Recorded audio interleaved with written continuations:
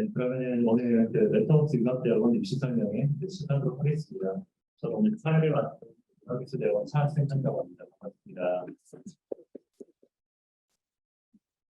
오늘 간단하게 말씀드리기 전에 내신부터 시작해서 한 10분에서 15분 정도 저희 메타버스 학대 전공에 관련돼서 우은식 교수님께서 설명을 드릴 예정이시고요. 그 다음에 저희가 현재 참여하고 있는 교수님들 22분의 교수님이 계신데요. 22분의 교수님 저희가 메타버스 학대 전공 사용 전공에 각 연구실별로 소개를 드릴 예정입니다. 그래서 현재 교수님께서는 지금 오프라인으로 참여하고 계신 교수님 6분, 그리고 온라인으로 참여하고 계신 교수님 6분, 12분이 우선은 참여하셨고요. 나머지 교수님 10분은 일정 동안 참여를 못하시는데요. 대신에 제가 간단하게 이제 설명을 드릴 예정입니다. 그래서 각 연구실별로 한 1, 2분에서 1분, 3분 정도 간단하게 소개를 드릴 예정이고요. 그리고 나서 저희가 5시부터는 사전 질문을 저희가 이미 받았는데요.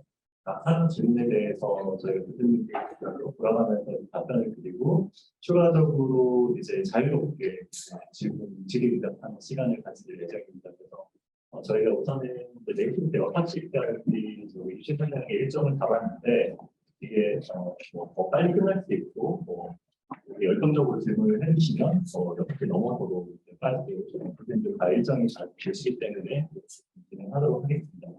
오늘은 대략적으로 참가 신청해 주신 분은 한 70분 정도가 되시고요. 아마 친구 계속해서 조금씩 인터뷰를 들으실 거라 생각합니다. 그래서 우선은 오은혜 교수님께서 메타버스 학대 전공에 대한 설명을 하도록 하겠습니다. 앞으로 모시겠습니다.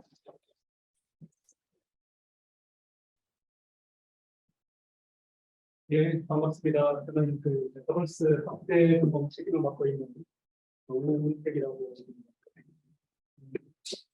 지금 이제 메타버스가 뭐냐에 대한 많은 논의들이 있는 것 같습니다.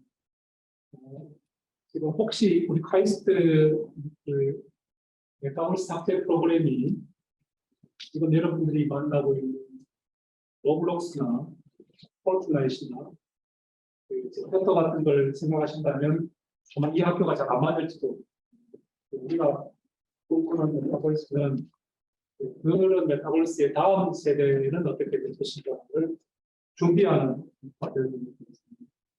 그래서 이제 일반적으로 우리가 메타버스 그러면 가장 쉬운 정의로는 확장 가상 세계인데 왜 확장이라고 이름을 붙이냐 하면 현실 세계에서의 가상으로의 확장도 있고 가상에서 현실로의 확장도 있고 그래서 이 확장이라는 의미가 하나 중요한 부분이고 또 세계라는 부분도 굉장히 중요한 이게 그냥 가상 공간이나 가상 현실이 아니고 우리가 가상 세계라고 하는 의미는 이 사람들이 모여있는 하나의 새로운 소사이어티이기 때문에 그래서 이런 현실과 가상의 다양한 융합을 통해서 현실을 확장하거나 가상을 확장해서 새로운 가능성을 우리가 탐색하는 프로그램이라고 생각해 주시면 됩니다. 특히나 이 새로운 가능성의 가장 중요한 부분은 또 경제적인 가치를 만드는 부분이기 때문에 이 프로그램에는 인문사회뿐만 아니라 기술, 경영까지 같이 포함을 하고 있습니다. 그래서 일반적으로 우리가 이제 여러 정의들이 최근에 메타버스에 대한 정의들이 만들어지고 있는데 현실 가상의 융합을 통한 확장 가상 세계라고 정의를 하게 된다면 첫 번째 기술 관점에서 보면 어떻게 현실과 가상을 융합할 건가 중요한 부분입니다. 현실 세계의 정보를 가상으로 보내는 방법 첫 번째. 두 번째는 이게 세계이기 때문에 가상 세계이기 때문에 우리가 그냥 키보드나 마우스를 가지고 커서를 움직이는 게 아니라는 거죠. 그래서 우리는 우리를 대신해서 사람들을 만나고 가상 세계를 탐색하게 만드는 아바타가 필요합니다. 그래서 아바타를 어떻게 만들 것인가, 아바타를 매개로 디지털 정보를 어떻게 활용할 것인가 같은 중요한 부분이고, 그리고 더 중요한 건 세계이기 때문에 일상의 활동을 어떻게 지원할 건가. 특히나 이 일상의 활동 중에 가장 중요한 부분은 새로운 걸 가상 세계에서 만들어낼 수 있게 하는 거예요. 그냥 게임, 누군가가 만들어 놓은 게임을 하면서 우리가 돈을 쓰고 시간을 쓰는 게 아니고 내가 거기에서 뭔가 새로운 창작 활동을 할 수 있게 매개해주는 여러 가지 저작 도구들이 필요하죠. 그래서 지금 로블록스에서는 이 저작 도구를 잘 만들었기 때문에 경제적인 가치를 만드는 데까지 연결이 됐다고 볼 수 있습니다. 그래서 이 일상활동, 특히 이제 저작을 지원해주는 것입니다. 그리고 더 중요한 저작을 통해서 뭘 하느냐, 이런 이 디지털 액세스를 통해서 경제적인 가치를 만들어내는 겁니다. 그래서 이 경제적인 가치를 만들어내게 되면 결국 이 경제적인 가치를 어떻게 유지시킬 것인가, 지속 가능하게 유지시키는 방식, 새로운 경제 시스템이 필요합니다.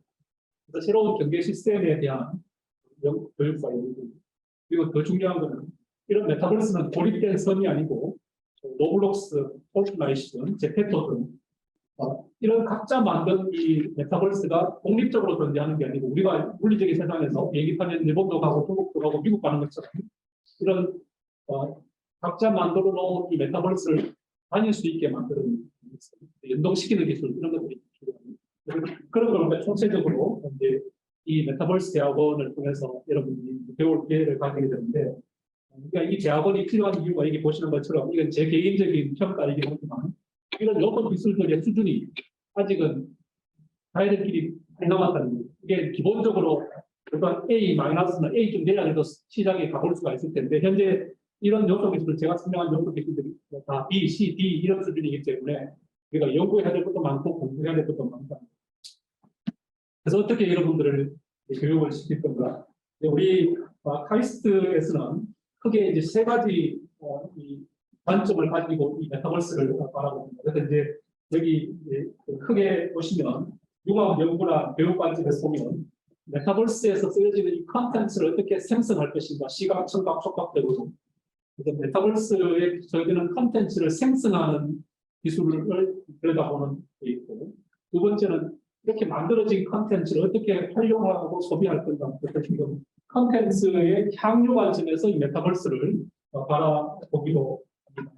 그런가 하면 아까 이야기했던 것처럼 이런 컨텐츠를 만들고 향유하는 과정 자체가 이제 하나의 새로운 경제적인 시스템을 바탕으로 이루어지기 때문에 거기에 컨텐츠와 이 경영, 경제 이런 것들이 경제 시스템과 어떻게 연동되는지를 여러분이 배울 수 있는 기회가 있을 것 같습니다. 현재 이 프로그램은 이번 기술 자체가 시장에서 이제 주도하고 있는 기술이기도 하기 때문에 지금 이 기술을 활용하고 싶어하는 많은 기업들이 이 프로그램에 같이 참여를 하고 있어서 이 프로그램에 들어오시면 그런 회사들과의 긴밀한 협력을 할 기회가 많이 있을 것이라고 합니다. 뿐만 아니라 그 회사에서 받은 후원금을 가지고 여러분들이 자율적으로 나는 이런 분야를 개척을 해보고 싶다 이런 아이디어가 있다면 또 그래서 필터링을 해서 여러분들한테 그런 자율적인 연구를 할 수 있는 기회도 제공을 할 예정입니다. 그래서 이 과정에는 현재 6개 대학, 세계 대학, 세계 단과대학 6개 학과가 참여를 하고 있습니다. 전산학부, 전자공학부, 문화기술대학원, 문사회학부, 그리고 문술미래전략대학원, 경영대학, 기술경영학부가 참여하고 있습니다. 그래서 이런 과정을 통해서 지금 우리가 가르치고 싶은 것들은 여러분들이 기본적으로 메타버스 그러면 새로운 세계이기 때문에 거기에는 사람에 대한 이해, 사회에 대한 이해, 기술에 대한 이해가 필요합니다. 그래서 이런 것들을 골고루 갖추고 메타버스를 준비할 수 있는 역량을 갖추도록 하는 것과 동시에 여기에는 새로운 세계이기 때문에 우리가 그동안 고민하지 않았던 많은 또 사회적인 문제가 있을 수 있습니다. 우리가 이제 문화 그러면 지역적으로 이제 한계가 있는 동네에서 서로 공유하는 게 오랫동안 쌓여야 이제 문화가 되는 건데 이 메타버스는 시간의 한계도 없고 공간의 한계도 없기 때문에 서로 다른 문화적인 배경을 가진 사람들이 모여서 경제적인 활동을 하다 보니까 많은 문제들이 발생할 수 있습니다. 거기에 대한 이해도 여러분들을 하고 대비할 수 있도록 저희들이 교육을 할 생각입니다. 그래서 이제 앞에 제가 설명드렸던 것처럼 지금 크게는 지금 생성에 관련, 컨텐츠 생성에 관련된 부분, 컨텐츠 향유에 관련된 부분, 경제 경영에 관련된 부분을 가지고 지금 이제 높이 오늘 통계 계산을 해보니까 22분이 참여하고 계시는 것 같은데 숫자가 맞는지 모르겠네요. 그래서 지금 그리고 또 한 분은 지금 이제 KT의 AI 엑셀 연구소장을 맡고 있는 배순민 소장님 지금 10월 1일자로 겸직 교수로 발령을 받아서 이 프로그램에 참여를 하시게 되는데 그 외에도 이제 기업에서 이쪽 분야의 리더십을 가지고 함께 기여해 주실 수 있고 또 학생 교육에 관심 있는 분들은 겸직 교수로 초빙을 해서 같이 연구하고 교육할 수 있는 기회를 가지고 있는데 앞에 설명드렸던 6개 학과 외에도 여기 있는 KT, 코넥트, 갤럭시 코퍼레이션, 네이버, 유니티 코리아, 그리고 지금 NC소프트, 메타 이런 데서 지금 교수님들하고 같이 공동 연구도 하고 있고 지금 이제 여러 가지 협력을 진행을 하고 있고 여기 외에도 지금 이제 CT AR 프로그램이 있어서 여기에는 코리아 프로덕션, 또 여기 없는 AST나 포스트 미디어 그리고 지금 최근에 익스트리플에서 메타뷰를 이런 갖고 익스트리플 뭐 이런 회사들이 또 여러분들에게 관심이 있어서 여러 가지 후원을 해주고 있는. 그래서 지금 이제 오늘 교수님들이 여기 다 나와 계시진 않지만 잠깐 보시면 여기 계시는 분들의 전공을 여러분들이 살펴보시면 아바타 관련되는 거 하시는 분도 있고 3D 스캐닝 관련되는 연구를 하시는 분도 있고 저는 가상현실, 증강현실, 또 이제 디지털 트윈, 상호작용 이런 연구를 하고 있습니다. 그리고 이제 개인 관점에서 메타버스를 대답하는 여기 교수님도 있고 또 이제 여기는 새로운 법제도 이런 것들도 필요하기 때문에 참여하고 계시고 또 경제 관련해서는 정성원 교수님, 음악 관련된 부분은 남강 교수님 그리고 이걸 시스템 관점에서 보시는 것, 운동하는 것입니다. 팩틱 인터페이스 관점에서는 유상호 교수님, 또 컴퓨터 비전, 머신러닝 쪽은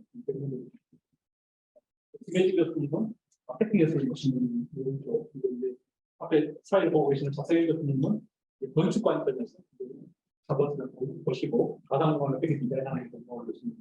또 설민혁 교수님은 3D 머신러닝, 기하 이런 쪽에 관점 가지고 보시고 이정희 교수님은 인지심 관점에서 특히 시각인지 관점에서 메타버스를 보시기도 하고 이철호 교수님은 행동경제학 관점에서 사실 여기에서도 굉장히 중요한 부분입니다. 사람들은 어떻게 움직일 수 있는지 도움 플랫폼을 도입했거든요.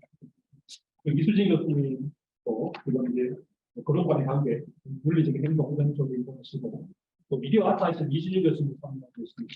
그런 다음에 또 음악, 사운드 쪽, 사운드 소리도 굉장히 중요한 부분이 그래서 이제 전작가의 최정호 교수님 참여하고 있고 또 사회학 하시는 이원재 교수님도 메타버스를 중요한 사회학의 연구 대상으로 참여하고 있습니다. 그리고 스토리텔링 하시는 정동원 교수님 지금 시장 성공작용 관련해서는 김준희 교수님 그리고 자본시장 관련해서는 김현철 교수님 등등해서 많은 분들이 참여하고 계시고 앞으로도 계속 참여가 확대될 예정이 있습니다. 그리고 이제 1기생들이 지난 4월에 지금 이제 들어와 있는 학생들 10명이 이 프로그램에 참여하고 있습니다. 보시면 굉장히 다양한 배경 지식을 가진 학생들이 여기에 참여하고 있는 것을 보실 수가 있습니다. 그래서 여러분들도 나도 도전해볼 만하다 하실 수가 있을 것 같습니다. 특히 또 이제 학교 생활이 궁금하시면 잘 눈여겨봤다가 이것들을 선택해서 궁금한 걸 물어보셔도 좋을 것 같습니다. 그리고 이제 여러분들이 이제 들어오게 되면 콜스웍을 들어야 되는데 이 메타버스 학회전공에서는 공통 필수 과목이 하나가 있습니다. 이게 이제 산업 연계 프로젝트인데 이 프로그램에 관심 있는 회사들이 가지고 있는 문제들을 수업을 통해서 같이 풀어보는 프로젝트 수업이고 또 이제 연구 학점 속에는 또 프로큐움을 들어야 합니다. 그리고 이제 또 카이스트에 들어오면 반드시 또 들어야 되는 3학점이 있고 또 나머지는 여기 제시되어 있는 콜스피에서 내가 이 수평 방향으로 이제 중점 분야 그래서 영상 콘텐츠, 음향 콘텐츠, 공간 콘텐츠, 게임, 상호작용, 스토리, 경영 분석, 전략 기획, 프로젝트 실무 이런 심화 전공들이 있는데 이 수평축으로 이제 심화 전공을 박사과정들을 듣기를 권장을 하고 석사들은 버티컬로 관련되는 기초 과목들을 듣고 이 전반적인 이해를 하기를 권장을 이거는 권고사항이고 반드시 이렇게 해야 되는 가이드라인이기 때문에 참고를 하시면 될 것 같습니다. 그리고 또 하나 중요한 것은 최근에 이제 우리 메타버스 대학원이 생기면서 연구를 좀 세계적으로 할 수 있는 기업들과 연구를 효과적으로 진행하게 만들기 위해서 포스트 메타버스 연구센터도 같이 설립을 했습니다. 그래서 그냥 메타버스 연구센터가 아니고 연구는 4세대 메타버스 연구하자는 의미에서 우리가 메타버스 야원이지만 연구는 4세대를 지향한다 해서 포스트 메타버스 연구센터를 쓰기로 했고, 앞에 제가 설명드렸던 많은 기업들이 저 메타버스 연구센터를 통해서 공동 연구를 진행을 할 예정입니다. 그래서 지금 현재 머물러 있는 메타버스가 아니고 미래로 가는 메타버스를 카이스트 메타버스 학회를 통해서 준비를 하려고 합니다. 관심 있는 분들이 많이 오셔서 같이 노력하고 새로운 메타버스 함께 만들어가고 싶습니다. 이런 정도로 간단하게 소개해 드리겠습니다. 예, 고맙습니다.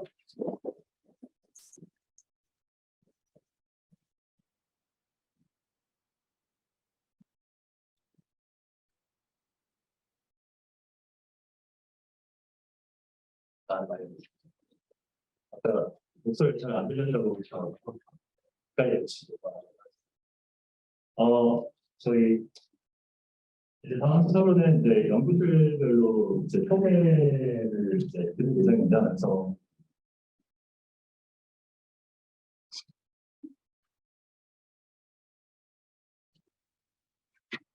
우선 오프라인으로 참여하신 분들께는 저희가 이제 책자를 이제 소개자료로 책자로 이렇게 나눠드렸는데요. 그걸 이제 보면서 제가 소개를 드리도록 하겠습니다.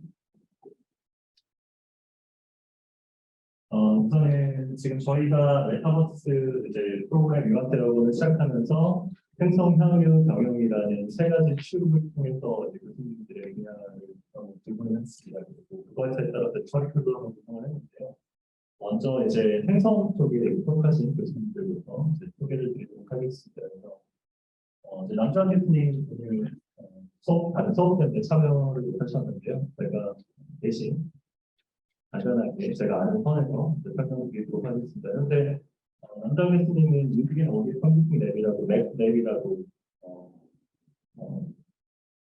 2014년에 오락슬대학원에 부임하셔서 지금 이제 부교수 재임 중이시고요. 그리고 연구실에는 이제 상당히 이제 큽니다. 박사생이 15명, 석사생이 지금 열심히 연구를 진행 중입니다. 그리고 연구하는 분야는 이제 기술을 통해서 사람들의 음악, 감상, 연주의 창작을 돕는 것을 연구 목표로 하고 있고요. 그래서 음악에 관심 있는 다양한 학생들이 연구실에 들어와서 연구를 하고 있는 것을 알고 있습니다. 그리고 연구실에 모든 학생들이 하나의 악기는 다룰 줄 안다고 하더라고요. 그래서 이게 하나의 필수 요소처럼 말씀하셨었습니다. 예전에. 그리고 최근에는 이제 조성희 공연예술연구센터를 설립하시고 음악 공연과 관련된 AI 기반의 다양한 연구들을 시작하고 있습니다. 그리고 조성희 공연연구센터 같은 경우는 저희 문화기술대학원 쪽에서 하나의 이제 센터로서 지금 역할을 하고 있습니다. 도영민 교수님 혹시 계신가요? 네, 저 와 있고요. 이게 그 각 교수님별로 몇 분 동안 발표할 수 있을까요? 한 2분에서 3분 정도 네. 저희 랩에서는 지금 오늘 바로 조금 전에 그 동영상 소개 자료 편집을 마쳐서 그냥 제가 그거 약간 앞에 조금만 보여드리고 그게 전체 소개 자료에 포함이 되어 있으니까 나중에 한번 보시면 좋을 것 같아요. 앞부분만 조금 보여드릴게요. 잠시만요.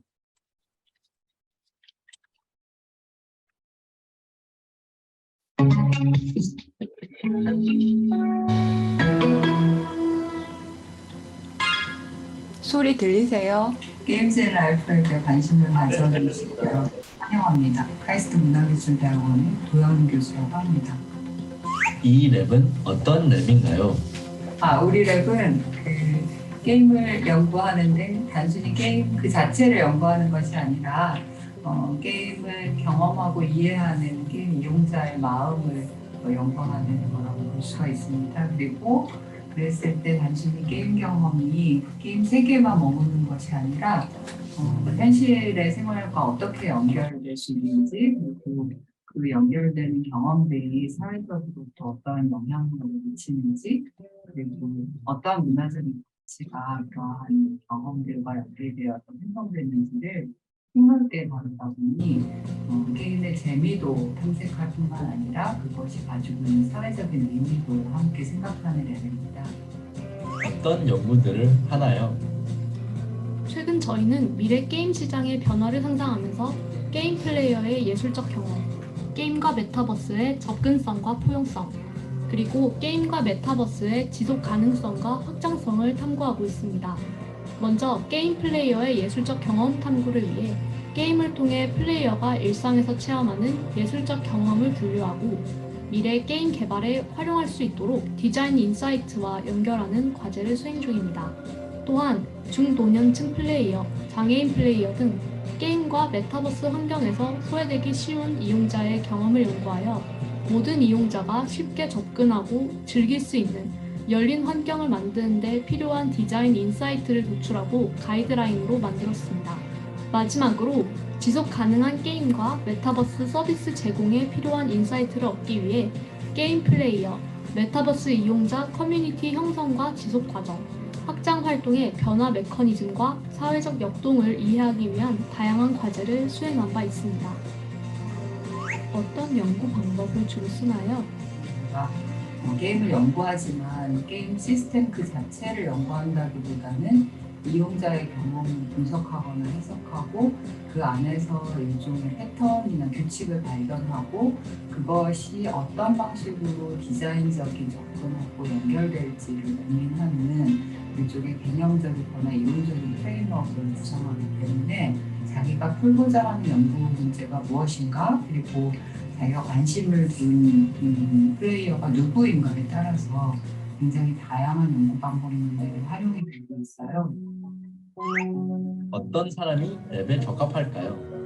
1차적으로는 게임을 매우 좋아하는 분들, 또 게임을 플레이하는 사람들을 좋아하는 분들, 그리고 사람들의 이야기를 경청할 뿐만 아니라 자기의 게임 경험을 좀 분석적이고 냉정하게 바라볼 수 있는 태도가 매우 중요하다고 생각합니다. 기본적으로 자기가 전공했던 분야를 굉장히 사랑하고 그리고 그것을 넘어서서 새로운 분야에 자기를 열어놓을 수 있는 사람이 필요합니다. 자기와 전공이 다르다 하더라도 그 접근에 대해서 경청할 수 있는 태도와 사회의 다양한 문제에 섬세하고 민감한 감수성을 가진 사람들이 저희 랩에 적합한 사람이라는 생각이 들어요. 현재 랩에 여기까지만 보여드릴게요. 뒤에 한 3분 정도 이제 지금 랩 구성원들을 소개하는 내용이 있는데 그 부분은 유튜브에 저희 학과 소개 동영상 저희가 조금 전에 업데이트를 해두어서 관심 있는 친구들은 좀 더 보면 될 것 같습니다. 고맙습니다.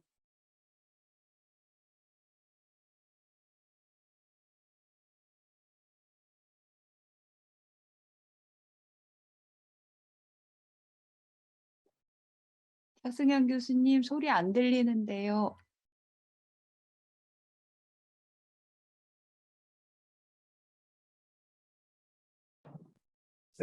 박상환 교수님, 저희 CT하고 관련 교수님들은 홈페이지에 CT 관련 교수님들 홍보 동영상이 있으니까 그거를 같이 확인해 주시면 될 것 같습니다. 이제 다음은 안지원 교수님 연구실인데요. 안지원 교수님 안 계시죠? 안지원 교수님은 이제 디지털 헤리티지 랩을 운영하고 계시고요. 지금 현재는 이제 박사과정이며 석사과정 3명이 지금 연구실에서 소속돼 있습니다. 교수님, 화면 공유해 주셔야 됩니다.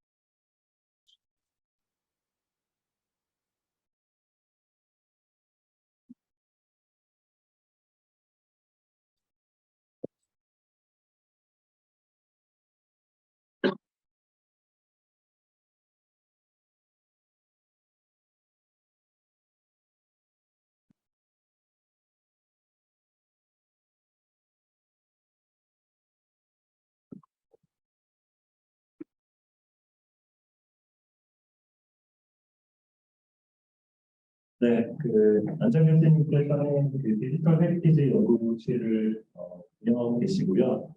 그래서 문화유산의 보존, 해석과 설명에 기여할 수 있는 디지털 기술에 대한 연구를 수행하는 연구실입니다. 그래서 최근까지 이제 팬데믹을 포함한 사회적 환경이 변화로 인해서 문화유산 분야의 디지털 전환이 일어나고 있는데요. 디지털 문화유산에 대한 관심과 활용 그에 따라서 크게 증가하고 있습니다. 그래서 디지털 헤리티지 연구실은 디지털 문화유산과 관련된 오랜 연구 경력을 바탕으로 국내 디지털 문화유산 분야에 오늘 선도하는 포지션을 가지고 있습니다. 그래서 연구실에서는 이제 문화재청이나 문화유산 관련 기관에서 추진하는 다양한 이제 디지털 문화유산 관련 프로젝트를 수행해 오고 있었고요. 그리고 국내 문화유산 선천 기록과 관련 현존화에 대한 연구도 진행하고 계십니다. 그리고 최근에 이제 인터넷으로 디자인 디지털 기술 기반의 디지털 박물관 관련 연구로 이제 세종시에 구축되는 디지털 박물관에 대한 기본계획 수행, 그리고 베트남 후시에 구축할 디지털 박물관에 대한 기본계획 수립하는 연구를 같이 진행 중에 계십니다. 네. 다음은 CD FM 랩인데요. 이제 본과대학교 전산학부 본과대학교 학장님으로 계신 이동만 교수님의 연구실이고요.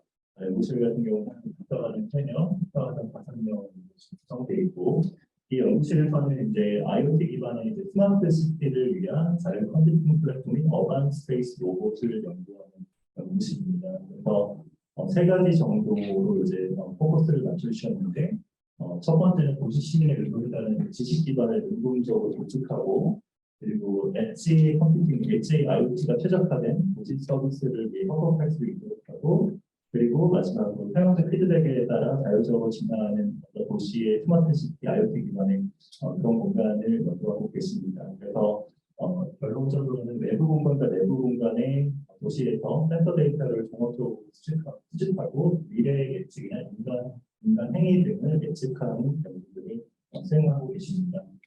연구실은 자유로운 분위기를 가지고 있고, 그리고 연구실 기능에 따라서 석박사 학생이 자유롭게 연구를 진행하실 수 있고, 그리고 사례를 통한 이제 연구 펀딩이 안정적으로 제공되기 때문에 과제보다는 본인들이 하고 싶은 연구를 자율적으로 수행할 수 있는 장점을 가지고 있습니다. 다음은 이성희 교수님의 라이프 라이크 아바타가 된 레이던트 앱인데요. 라바 앱인데요. 혹시 이성희 교수님 계실까요? 네, 있습니다. 네, 소개 부탁드립니다. 네, 안녕하세요. 저는 라바랩을 맡고 있는 이성희 교수라고 하고요. 저희 랩 소개를 간단하게 드리겠습니다. 저희는 이제 가장 중점적으로 연구하고 있는 것이 아바타 또는 가상 캐릭터의 모델링 또는 애니메이션입니다. 다시 얘기해서 이제 사람과 같은 3D 아바타를 모델링하고, 그렇게 모델링된 아바타가 사람처럼 움직이는 모션을 어떻게 생성하느냐 하는 문제를 보고 있는데요. 크게 세 가지 주제로 나눠서 말씀드리면, 첫 번째로 보고 있는 텔레프레젠스 아바타 문제는, 텔레프레젠스가 이제 무엇인지 아실 텐데, 그 지리적으로 떨어져 있는 사람들이 아바타를 통해서 서로 소통할 수 있게 그 아바타가 어떻게 움직이면 되느냐 하는 문제를 보고 있거든요. 특히나 이제 사람들이 매우 다른 공간에 존재하기 때문에 그 아바타들은 이제 원격 공간에 있는 사람의 모션의 의미를 잘 전달하도록 자기가 위치한 환경에서 창발적으로 동작을 생성을 해야 됩니다. 그랬을 때 이제 그러한 어떤 그 인텔리전트한 아바타가 모션을 그 주어진 공간에서 어떻게 잘 모션을 만들어서 그 본인의 사용자의 의도를 잘 전달할 수 있을 것인가 하는 문제를 보고 있고요. 두 번째는 이제 아바타 가상인간 모델링인데, 이 부분은 이제 아바타의 외양과 관련된 문제입니다. 이제 쉽게 취득할 수 있는 데이터인 이미지나 또는 뭐 비디오 등의 영상을 가지고 그 사람과 흡사한 그 사람의 아바타를 어떻게 만들 수 있느냐 하는 것이고요. 특히 요즘에 보고 있는 것은 디지털 패션과 관련된 이제 가르먼트 모델링인데, 어떤 사람의 이미지, 옷을 입은 사람의 이미지가 주어졌을 때 그 사람이 입은 옷을 어떻게 이제 3D 버추얼 가르먼트로 어떻게 만들 수 있는가 하는 문제를 보고 있습니다. 마지막으로 이제 캐릭터 애니메이션 문제는 이제 그 캐릭터가 주어진 상황에서 어떤 그 컨트롤 인풋을 들어왔을 때 그 모션을 어떻게 창발적으로 만들 수 있는가 하는 문제가 되고요. 여태까지는 이제 모션 캡처 데이터를 품질을 어떻게 개선할 수 있을 것인가, 균형을 어떻게 유지할 수 있을 것인가 하는 문제를 봤는데 요즘에는 이제 일반적으로 사람이 살고 있는 복잡한 실내 공간에서 캐릭터가 어떻게 하면 자연스럽게 움직일 수 있을 것인가 하는 문제를 이제 보고 있습니다. 연구실 홍보를 좀 드리면 제가 뭐 가장 큰 자랑거리는 일단 분위기가 좋다, 학생들이 그냥 뭐 가족 같다, 뭐 그 정도가 되겠습니다. 네, 감사합니다.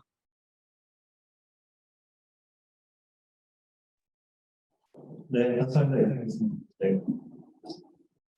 다음 이진준 교수님 되신가요?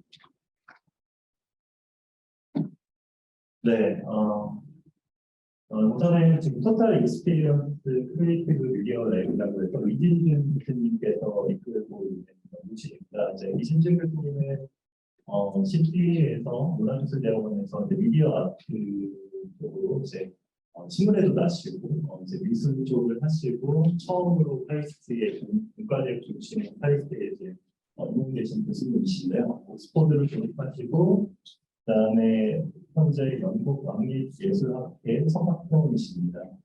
토탈 익스피리언스 랩 같은 경우는 이제 통체적 경험이라는 개념 안에 세 가지 그룹이 있습니다. 뉴 미디어 아트 그룹과 미디어 에스테틱 히스토리 랩과 크리에이티브 테크놀로지 랩입니다. 그래서 예술을 하시는 사람들과 예술과 기술을 접목한 연구를 동시에 수행하고 있고요. 그래서 학생들이 다양한 이제 연구를 뉴미디어 아트를 위해서 연구를 진행합니다. 그래서 연구실 같은 경우는 지금 현재 박사과정 1명과 석사과정 4명이 소속되어 있고요. 또 자유롭고 또 미래 예술을 위한 연구들을 열심히 진행 중인 연구실입니다. 그리고 이제 제 연구실인데요. 저는 피처 스페이스 랩을 맡고 있고요. 현재 문화기술대학원에서 마찬가지로 일을 하고 있습니다. 현재는 이제 박사과정 1명, 석사과정 5명이고요. 이제 제가 하는 연구는 우선은 미래 공간에 대한 관심이 많거든요. 그래서 미래 공간이 앞으로 공간이 어떻게 될 것인지, 미래에는 어떤 형태의 공간이 나올 것이고, 그 형태를 위해서 저희가 어떤 식으로 공간을 구성하고 디자인하고 제공해야 되는지, 그래서 어떻게 사람들에게 더욱더 편안하고 효율적이고 만족스러운 공간을 제공할지가 연구실의 이제 주 테마이고요. 우선은 메타버스와 관련돼서는 저희가 연구실 중에 주축으로 하는 연구 분야 중에 하나가 메타버스 공간 디자인인데요. 저희가 이제 메타버스를 얘기할 때 그 안에 들어오는 다양한 플랫폼들과 이제 콘텐츠 얘기들을 많이 하지만 실제로 저희가 건축을 공간이라는 공간 디자인, 건축 디자인을 얘기할 때 현실 세계에서는 저희가 정말 많은 연구를 합니다. 그래서 어떻게 공간들이 사람들에게 영향을 미치는지 현실 세계에서, 그래서 그런 다양한 요소들, 그런 디자인에 의해서 사람들이 공간에서 삶을 살아갈 때 만족스럽고 덜 만족스럽고 그리고 행복하고 덜 행복하고 이런 다양한 이제 그 감정들을 느낄 수 있는데요. 그래서 저는 이제 메타버스 공간 디자인은 앞으로 다가올 이제 메타버스 공간들이 우리가 앞으로 일상생활을 하는 메타버스 공간이 되었을 때 그 안에 있는 공간 디자인들이 사람들에게 어떠한 영향을 미칠 것인지에 대해서 공부하고 그리고 더욱더 좋은 메타버스 공간 디자인을 만들기 위해서 이제 연구하고 있습니다. 그래서 저희 최근 이제 연구하는 주제로는 그 국립중앙도서관이랑 가상 도서관 이제 플랫폼 구축하는 연구를 진행 중에 있고요. 그리고 LG U+와 함께 이제 가상 오피스 플랫폼 개발하는 이제 연구도 같이 진행 중에 있습니다. 그리고 몇 가지 연구 주제로 연구재단 전국 과제로서 이제 창의적 오피스라는 미래 지하 도시에 관련된 연구도 진행 중이고요. 그리고 IoT, AR, VR을 활용한 최적 인텔리전스 같이 진행 중에 있습니다. 네.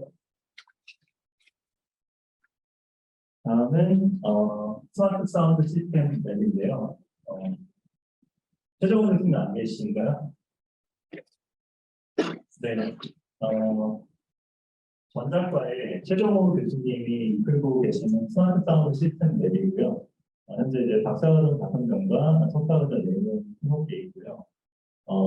SS 랩은 음향 신호 처리를 통한 오디오 메타버스, 문장 제어, AI 기반 스마트 사운드 시스템 등의 분야에 대한 연구를 생각하고 계시고, 현재 메타버스 적용을 위한 고품질 몰입감의 향상 요소 기술 개발 과제를 진행하고 계시고, AI를 이용한 기계 상태 진단 연구를 LG전자 한국원자력연구원과의 과제를 통해 진행하고 있습니다.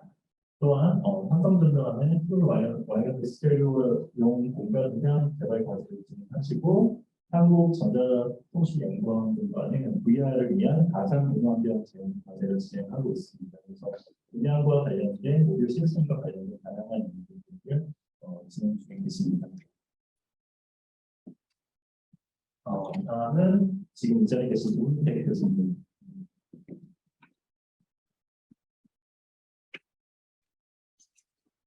네, 저희 연구실은 유비쿼터스 VR의 연구실이고, 유비쿼터스하게 VR을 일상에서 체험하게 만들려 하는 목표를 가지고 있습니다. 이렇게 하기 위해서는 현실을 실시간에 가상으로 보낼 수 있어야 되고, 가상에서는 현실을 실시간에 어떻게 움직이는지 모니터링도 하고, 그 정보를 모아서 시뮬레이션도 하고, 새로운 경험도 만들어낼 수 있어야 되고, 그리고 그 경험을 가상에서만 체험하게 하는 게 아니고 현실 공간으로 가져와서 체험하게 만들기 때문에 우리가 정강현실이라고 부릅니다. 그래서 저희 연구실에서 하고 있는 연구는 현실을 실시간으로 가상으로 물체를 인식하면서 옮기는 연구, 이런 연구재단에서 지금 지원을 하고 있고, 또 두 번째는 이런 그 가상 세계, 가상 공간을 실시간에 만들 수 있다면 이 공간은 어디든 옮길 수가 있겠죠. 그러면 다른 사람 공간도 내가 있는 공간으로 가져올 수가 있게 되고, 그러면 공간과 공간을 결합해서 사람들이 서로 만나고 또 소통하고 협력할 수 있게 만들어낼 수가 있습니다. 그래서 시간과 공간의 한계를 넘어서 사람들을 서로 연결시키고 소통하게 하고 협력하게 만드는 연구를 지금 이제 연구회에서 지원을 받아서 연구를 하고 있습니다. 또 그런가 하면 또 IITP에서 지원하는 연구는 지금 제가 쓰고 있는 이런 안경처럼 안경을 쓰고 일상에서 가상을 체험할 때 이 안경에는 새로운 인터페이스가 필요하죠. 그래서 새로운 인터페이스를 어떻게 만들어낼 건가. 전통적인 키보드나 마우스가 아니고 안경을 썼을 때 가상을 현실에서 체험하게 만드는 새로운 인터페이스, 인텔리전트한 에이전트가 결합된 똑똑한 인터페이스가 필요해서 그런 연구들도 현재 진행을 하고 있습니다. 그런가 하면 가상 세계에서의 경험, 특히 이제 미술관 우리가 가상에서 만들어 본다고 했을 때 미술 작품을 어느 벽에 어떻게 걸어야지 사람들이 자연스럽게 흘러다니면서 그 스토리를 체험할 수 있게 만들 건가. 그런 관점에서 가상에서 컨텐츠를 저장하는 저작 도구에 관련된 연구 현재 진행을 하고 있습니다. 이게 어떤 연구실이 어떤 연구의 전문성을 가지는지는 그 연구실의 정체성은 어떤 학회의 논문을 발표하는지 또는 어떤 저널의 논문을 발표하는지가 정체성입니다. 저희 연구실은 IEEE 버추얼 리얼리티 VR 학회, 봄에는 VR 학회, 가을에는 이즈마, 그리고 곧 이제 10월 중순에 싱가포르에서 열리는 이즈마가 저희들이 메인으로 타겟팅하는 학회, 그리고 이런 연구들은 VR 관련되는 저널 또는 컴퓨터 그래픽스 관련되는 저널에 저희들이 하고 있습니다. 그런 정도로 소개를 드리겠습니다. 네, 감사합니다. 다음은 민상호 교수님.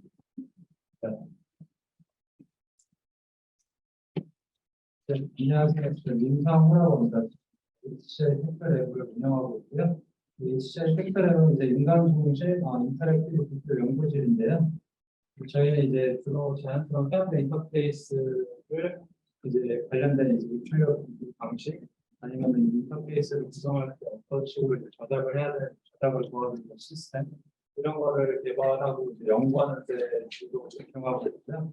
이제 아까 윤택 교수님도 얘기하셨지만 이제 보통 저희는 학회가 이제 따라서 이제 연구 방향이 보통 답을 잡으실 수 있는데 저희는 이제 주 HCI 쪽 파이나 UIST 쪽을 타겟으로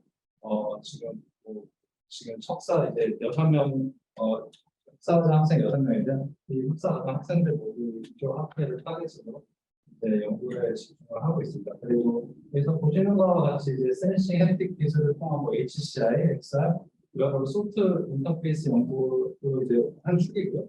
그 다음에 이러한 것을 이용해서 이제 인공지능이나 뭐 어플라이드 머신러닝을 활용한 이제 센싱 및 햄스틱 인터랙션을 구현하는 거 실제로요. 그리고 마지막으로 이런 지능형 조작 도구. 실제로 저희 연구실에 오시면 이제 소프트웨어 관련된 알고리즘 개발도 한 축이기도 하지만 실제로 프로토타이핑을 만들고 실제로 이제 손을 이제 실제로 이제 하드웨어 기기를 만들고 프로토타이핑한 걸 많이 장려하고요. 그리고 실제로 석사생 그러니까 석사 이제 오신 저희 연구실에 오셨던 분들도 기존의 경험이 없더라도 이런 것들을 많이 장려하고 실제로 이제 본인들도 제작에 참여하고 이런 데 경험을 쌓아서 이제 많은 경험을 쌓고 있습니다. 이런 것들이 있을 수 있을 것 같습니다. 네, 감사합니다. 소셜 컨텐츠 랩의 이원재 교수님 계시죠? 여기 안 계시나요? 여기 있습니다. 예. 네. 예, 안녕하세요. 저는 소셜 컴퓨팅 랩을 이끌고 있는 이원재라고 하고요. 여기에는 이제 현재 저희 랩에서 진행해오고 있는 다양한 연구들이 있는데, 기본은 컴퓨터 환경 내에서 뭐 인터넷을 포함합니다. 인간의 행동이 어떠한가를 지금 보는 거거든요. 메타버스와 관련해서는 최근에 그 제페토에 직접 들어가서 사회조사를 진행하고 지금 논문을 제출 중에 있습니다. 근데 아까 그 우은택 책임 교수님께서 말씀하신 것처럼 제페토나 로블록스 자체를 우리가 메타버스로 가정하고 연구하는 거는 이미 좀 시간이 지난 것 같다라고 말씀하셨는데, 그게 정확하신 말씀인 것이 지금까지 이제 그 설명을 해주신 여러 교수님들과 또 저의 관심사가 사실은 그 새로운 UI, UX 환경 내에서 내지는 그 소통을 하게 하는 여러 가지 새로운 기술적 환경 내에서 인간의 행동이 다를 것이냐 아니면 기존에 그냥 우리가 살아가는 일상과 같을 것이냐를 그 차이와 변화 방향을 저희가 지속적으로 관찰하고 분석하려고 노력하는 것이거든요. 그래서 이거는 굉장히 사회과학적이고 사회학적인 관점이고 혹시 이제 이런 쪽에 관심이 있어서 메타버스라는 새로운 환경이 인간 사회에 어떤 근본적이고 구조적인 변화를 일으키는 것이냐에 관심이 있으신 분들을 저희가 환영하고 같이 일하도록 하겠습니다. 예, 감사합니다. 네, 감사합니다. 다음은 그 비주얼 코그니션 랩인데요. 이정민 교수님 계시나요? 네. 비주얼 코그니션 랩은 전통적으로 새로운 미디어 환경에서 사람들 정보를 처리해서 표상하는 인지적 신경적 기제를 이해하고 이를 응용하는 연구실이고요.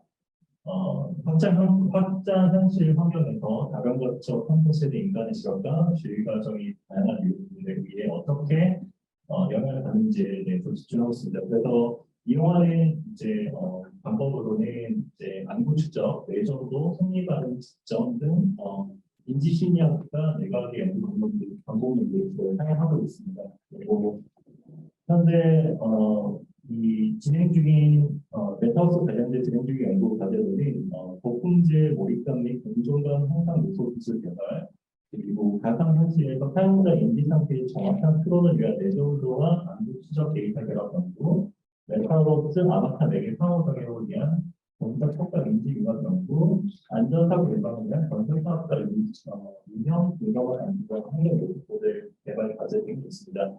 현재 박사과정 4명과 석사과정 7명이 수급되어 있습니다. 네, 다음은 그 디지털 휴메니티 스토리 디자인 랩인데요. 디지털 인문사회학부 교수님이신 정봉장 교수님께서 연구실을 이끌고 계시고요. 박사과정 1명과 석사과정 3명으로 연구실이 이루어져 있습니다. 연구실은 인문학의 재반 문제를 데이터 사이언스 시각에서 해답을 찾고자 하는 일련의 연구를 수행하고 계시고, 연구실에서 학부 문단의 오랜 논쟁거리였던 문학 권력 경쟁은 최근 20여 년간의 이미지 수업 작품 데이터와 각각의 인구 사회학적 데이터를 연결하여 해답을 제시하였습니다.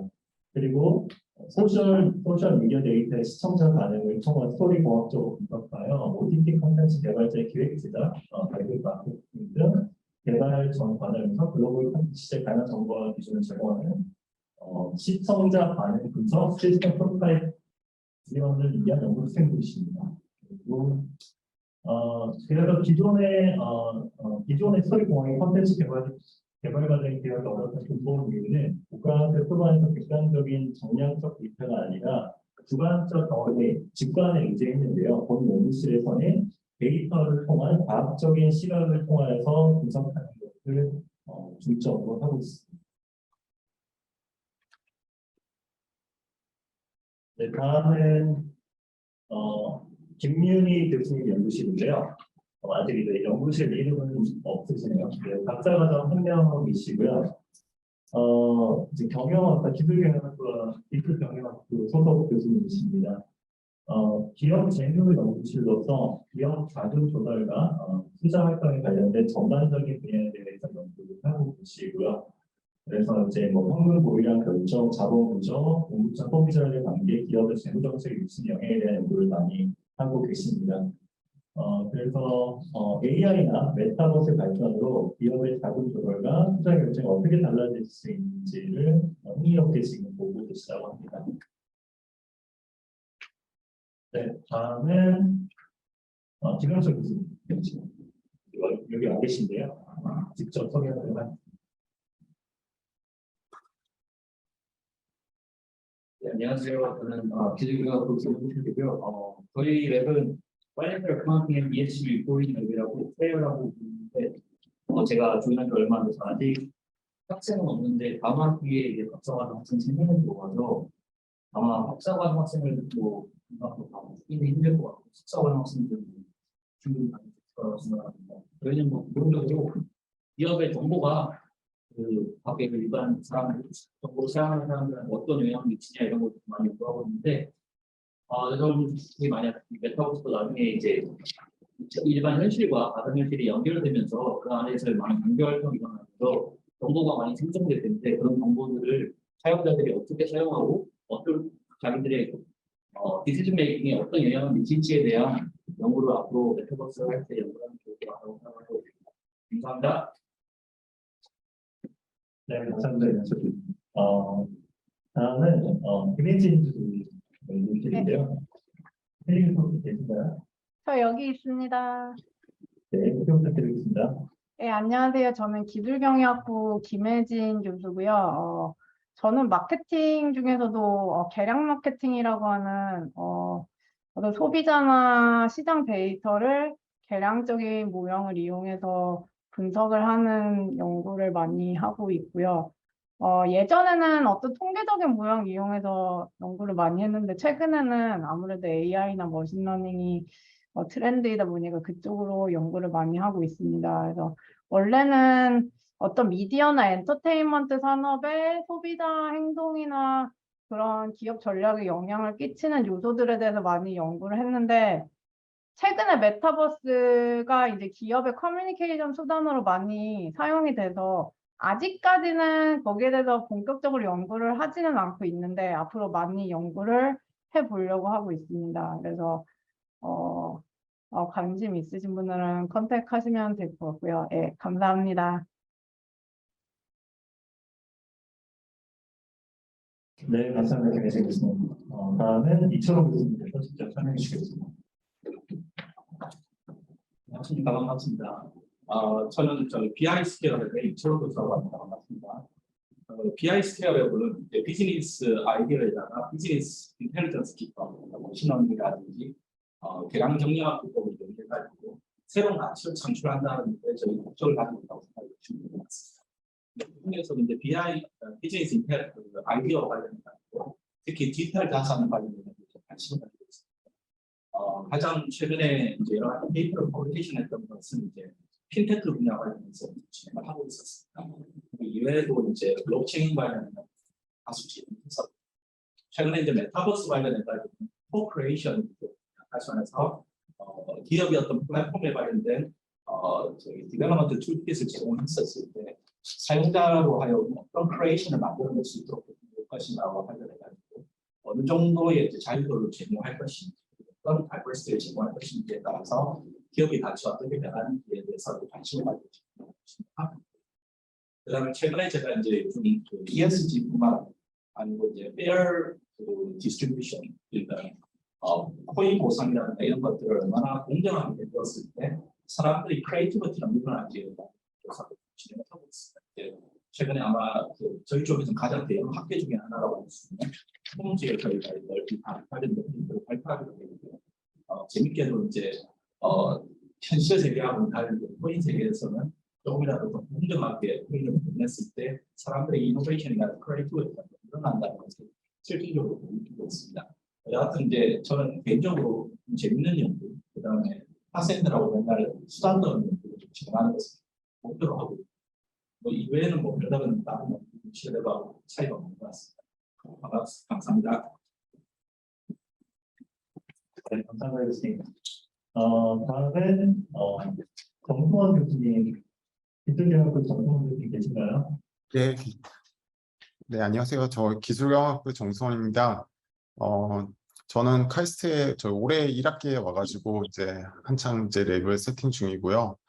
저는 이제 기본적으로는 이제 마이크로 이코노믹스 그 중에서도 이제 옵션의 메커니즘 디자인 쪽을 전공하는 사람이고요. 그리고 과거에 이제 그 페이스북, 현재는 메타버스 그 메타에서 일을 해서 또 소셜 네트워크에 대한 연구도 하고 있습니다. 특히 뭐 메타버스와 이제 직접적인 관련이 있다고 할 수 있는 이제 블록체인 연구를 하고 있고요.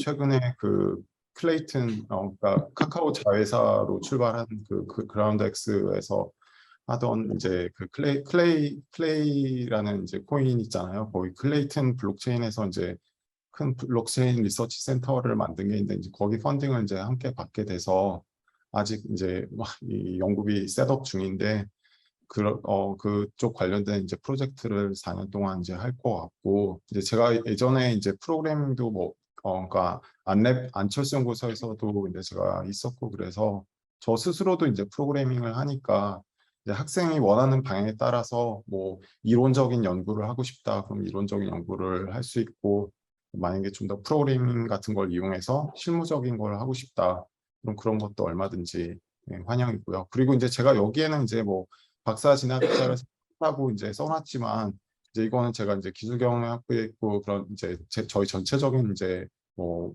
그 바람일 뿐이고 메타버스 만약에 프로그램으로 입학하시게 될 경우에는 석사도 얼마든지 환영하니까 그 부분은 제가 이제 수정을 못했는데 그렇게 생각하시면 되겠습니다. 네, 감사합니다. 네, 감사합니다, 교수님. 지금 현재 책자에는 이제 18분 정도, 18분의 교수님의 소개가 있는데요. 이외에도 이제 몇 분 교수님 더 계십니다. 지금 또 우리 자리에 계신 문준재 전략대학원 박상필 교수님 소개.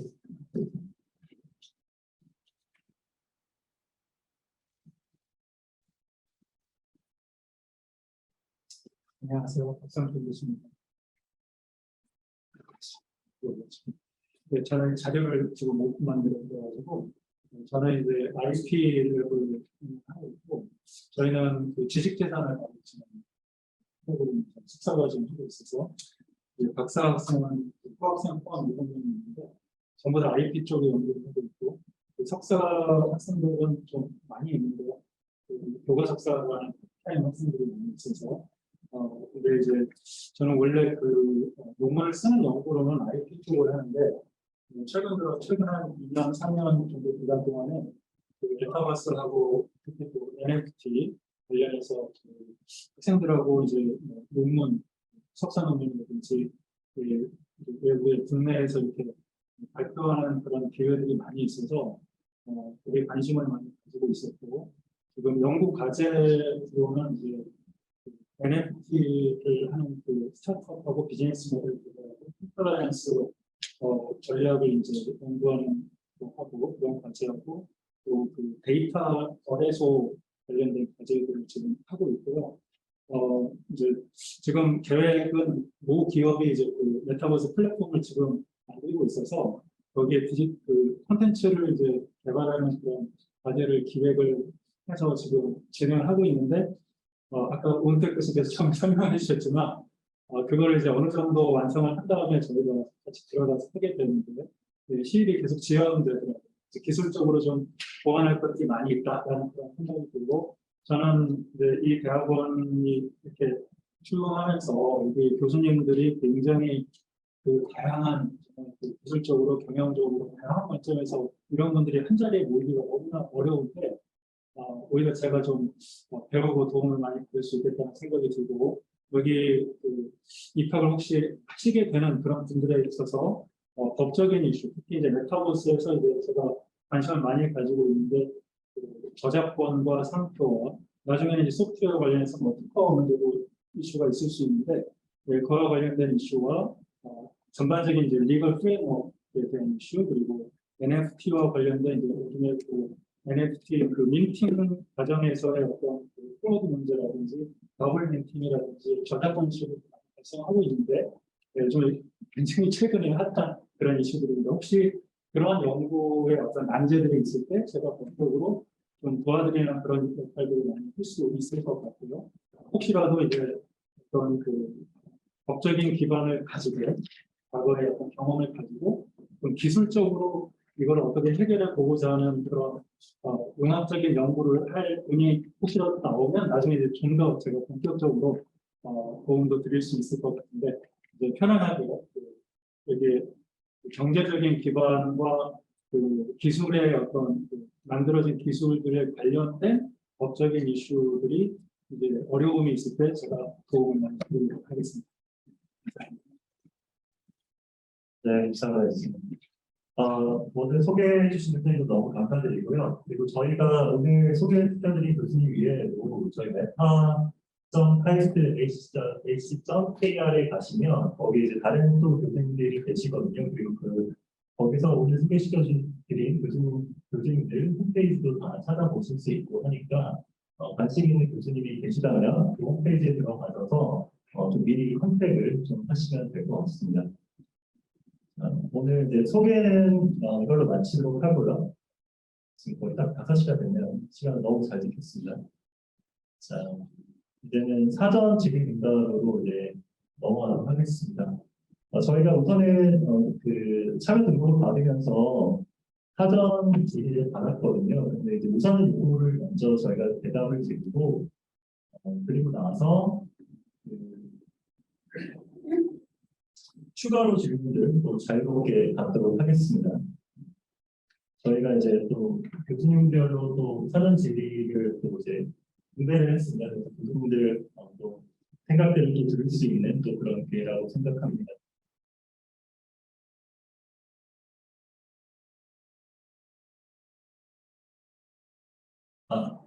박성태 교수님. 바로 오신데요. 마이크 어디 있죠? 마이크. 앞에서 앞에서 네.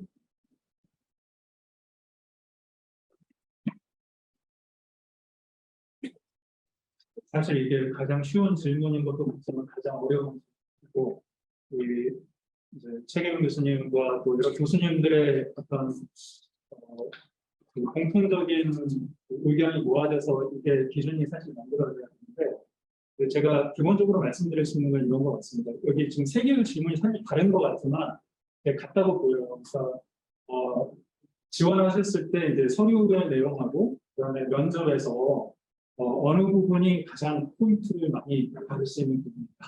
이런 것들이 궁금해하시는 것 같은데 저는 좀 종합적인 판단이 필요하다고 생각이 듭니다. 예를 들어서 여기 이제 그 자신의 어떤 역량이 공부를 굉장히 잘하는 역량이다. 성적이 아주 좋다라고 하시면 그것이 굉장히 강조되는 어떤 그 원서가 있고 그다음에 면접에서도 그런 것들이 좀 학업 능력이 강조돼야 될 것 같고요. 근데 또 다양한 경험들을 하신 분들이 어플라이를 했잖아요. 그러니까 그 경험이 이 대학원과 어떤 관련이 있는지를 굉장히 부각을 시킬 수 있으면 좋겠다는 생각이 듭니다. 그러니까 예를 들어서 저희가 이게 최경 교수님의 그 의지와 다를 수도 있지만 이제 뭐 저의 생각에는 이것이 예를 들어 그 기존에 이제 학점이 좀 낮으신 분이 있을 수 있잖아요. 근데 이후에 어떤 그 실무적인 경험 같은 것들이 너무나 훌륭해가지고 그런 부분들이 충분히 어필되면 교수님들이 굉장히 매력을 느끼게 될 것 같고요. 그런 학생들인데 또 이제 굉장히 그 학습 능력이 뛰어난 분들은 또 그분들 나름대로 장점이 있을 것 같고 그것을 나름대로 이렇게 그 창의적인 방법으로 어필을 해주시면 뭐 서류든지 아니면 면접이든지 충분히 교수님들의 평가를 받을 수 있지 않을까라는 그런 생각이 듭니다. 그래서 두 번째에서도 학점이 먼저냐, 대외 활동이냐, 수상이냐에 대해서 그 학점이 굉장히 뛰어나지는 않지만 대통령상을 몇 번 수상하셨다. 그러니까 당연히 고려가 되겠죠. 근데 굉장히 이제 뭐 다른 실무적인 활동들이 아직 이제 뭐 경험이 한 몇 년 안 되셔가지고 그런 게 없었다 할지라도 만약에 뭐 성적이 아주 우수하시고 굉장히 잠재력을 보여주시는 그런 내용이 있으면 고려를 당연히 해야 될 것입니다. 그래서 포트폴리오와 자소서의 비중, 중요도 비중도 똑같은 질문이신 것 같아요. 그래서 이제 아마도 그것들이 종합적으로 이제 좀 우수했을 때 경쟁이 치열할수록 그런 분들이 이렇게 합격하시는 것이 당연하겠지만 본인에게 좀 이 부분은 내가 좀 부족하다라는 부분이 있으시다면 그걸 보완하기 위한 다른 쪽에서의 장점을 많이 이렇게 강조하시면 충분히 입시 경쟁에서 유리한 위치를 가질 수 있지 않을까 하는 생각이 듭니다. 혹시 뭐 추가로 더 질문하실 분 있으면 관련되어서 질문하실 분 관련되어서 뭐 질문이 있으시면은 추가로 같이 진행해도 괜찮을 것 같습니다. 혹시 뭐 온라인 포함, 뭐 오프라인 같이 좀 진행하셔도 됩니다. 하루 이과는 토익 점수가 있는 것 같은데 직장 다니다 보니까 토익인지 모르겠어가지고 찾아보니까 기한에 안 맞더라고요. 토익 점수가 없는 사람들은 이번에 지원을 못할 것 같은데 혹시 지원 뭐 예를 들어 서류 일부 낸다던가 그럼 가능한지. 네, 그건 좀 행정적인 확인이 필요한데 제가 알기로는 우선은 어려운 걸 알고 있는데 이거는 이제 행정적으로 좀 확인을 먼저 더블 체크를 한번 해봐야 될 것 같습니다. 네. 우선은 면접 기간 중에 그래도 뭐 토익 점수 낸다든지 뭐 그런 말씀하신 거예요. 추후 계획이죠. 네, 확인 한번 해봐야 되는데 지금까지는 보통은 영어 점수 자체가 저희가 판단하는 기준 중에 또 하나이기 때문에 영어 점수가 없는 상태로는 쉽지 않을 수 있다고 생각이 들긴 하는데 더블 체크해서 보고 저희 행정 선생님, 시운정 선생님께 문의해 주시면 시그널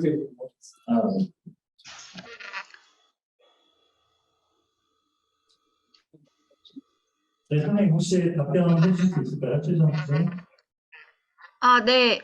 지금 영어 성적 문의 주셨는데 영어 성적 같은 경우에는 카이스트 공통 기준이기 때문에 그 기준 내 점수가 필수 조건입니다. 그래서 이 모집 요강이 보시면 지원서 접수 기간이 있고 서류 제출 기간이 따로 있는데요. 서류 제출 기간까지는 기준 점수가 있으셔야 지원이 가능합니다.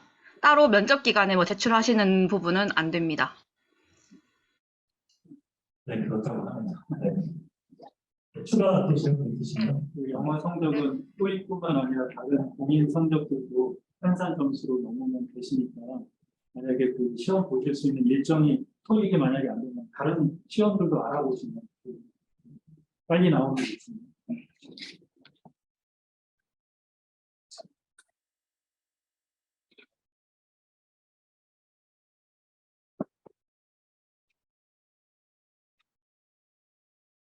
우선 프로그램과 관련해서는 박사 지원자 같은 경우는 FCI 논문 이후에 상관없이 FCI 인덱스를 가진 FCI 논문 한 건을 제출하시면 됩니다. 석사 같은 경우 논문 6건이 있습니다.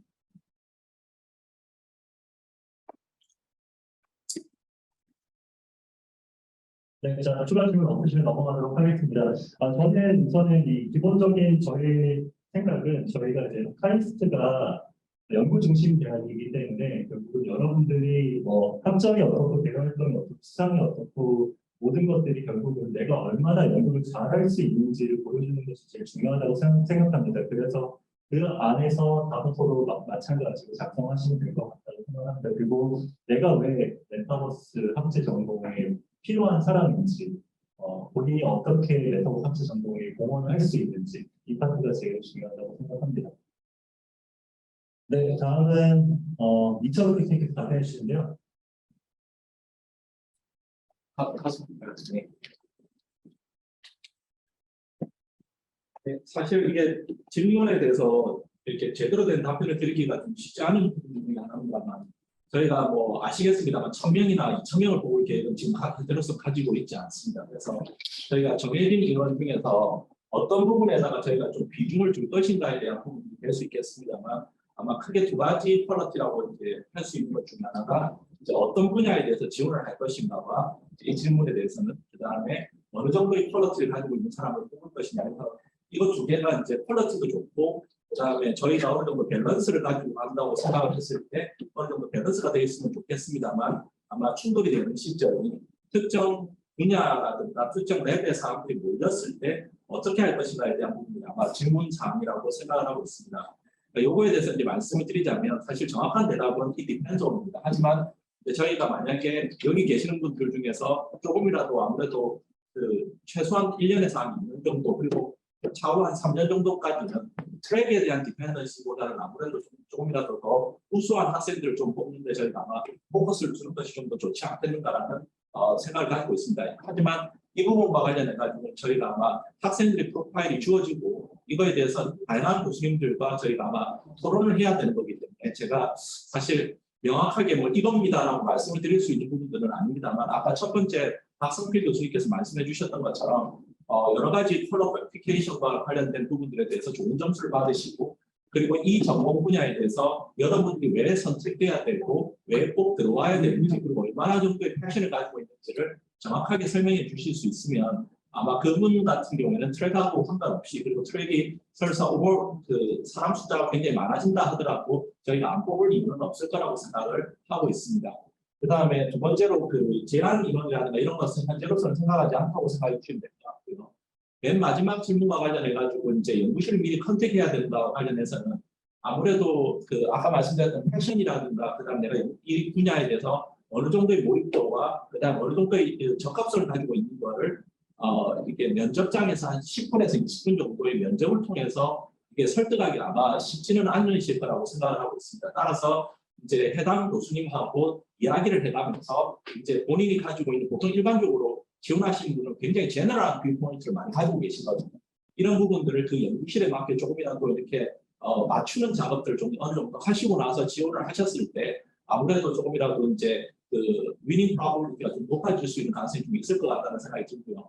그 다음에 아무래도 그 교수님 입장에서도 이제 면접에 들어가셨을 때 이 학생이 정말로 우수한 학생인데 면접장에서 굉장히 좀 이렇게 뭐라고 해야 됩니까 이렇게 긴장한 나머지 어떤 이야기를 잘 못했었을 때 이 학생과 함께 죽겠다는 심정으로 학생을 뽑아줄 수 있는 부분들이 있기 때문에 이제 아무래도 먼저 연구실에 아마 컨택을 하셔서 이야기를 해주시는 것이 좀 더 좋지 않을까라는 생각을 하고 있습니다.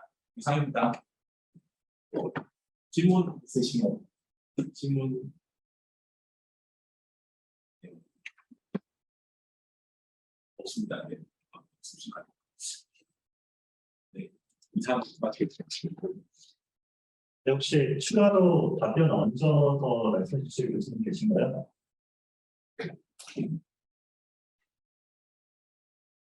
네, 그럼 넘어가도록 하겠습니다. 김은철 교수님.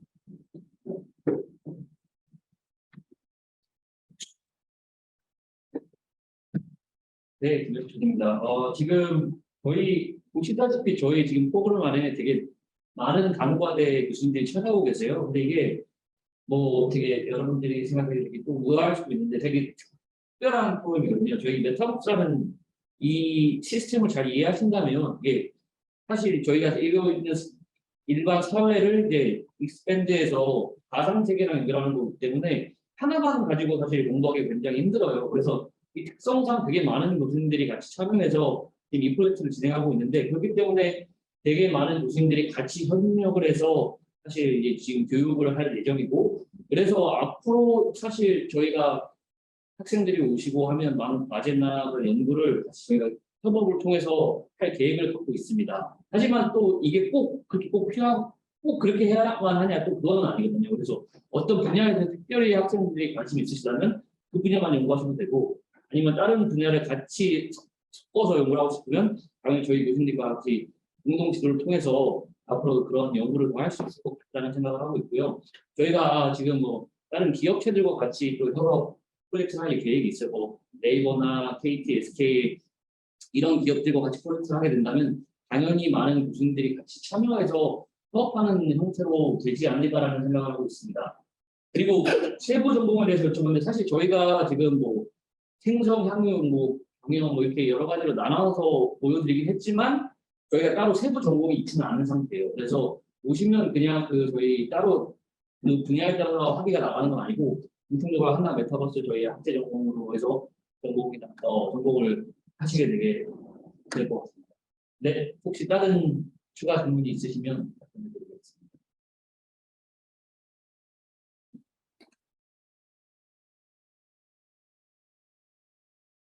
네, 감사합니다.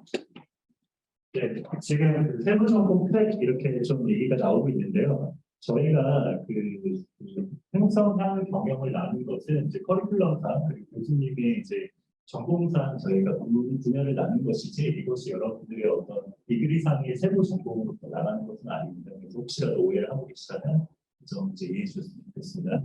네, 다음은 이제 윤성호 교수님께서 네, 말씀해 주시겠습니다.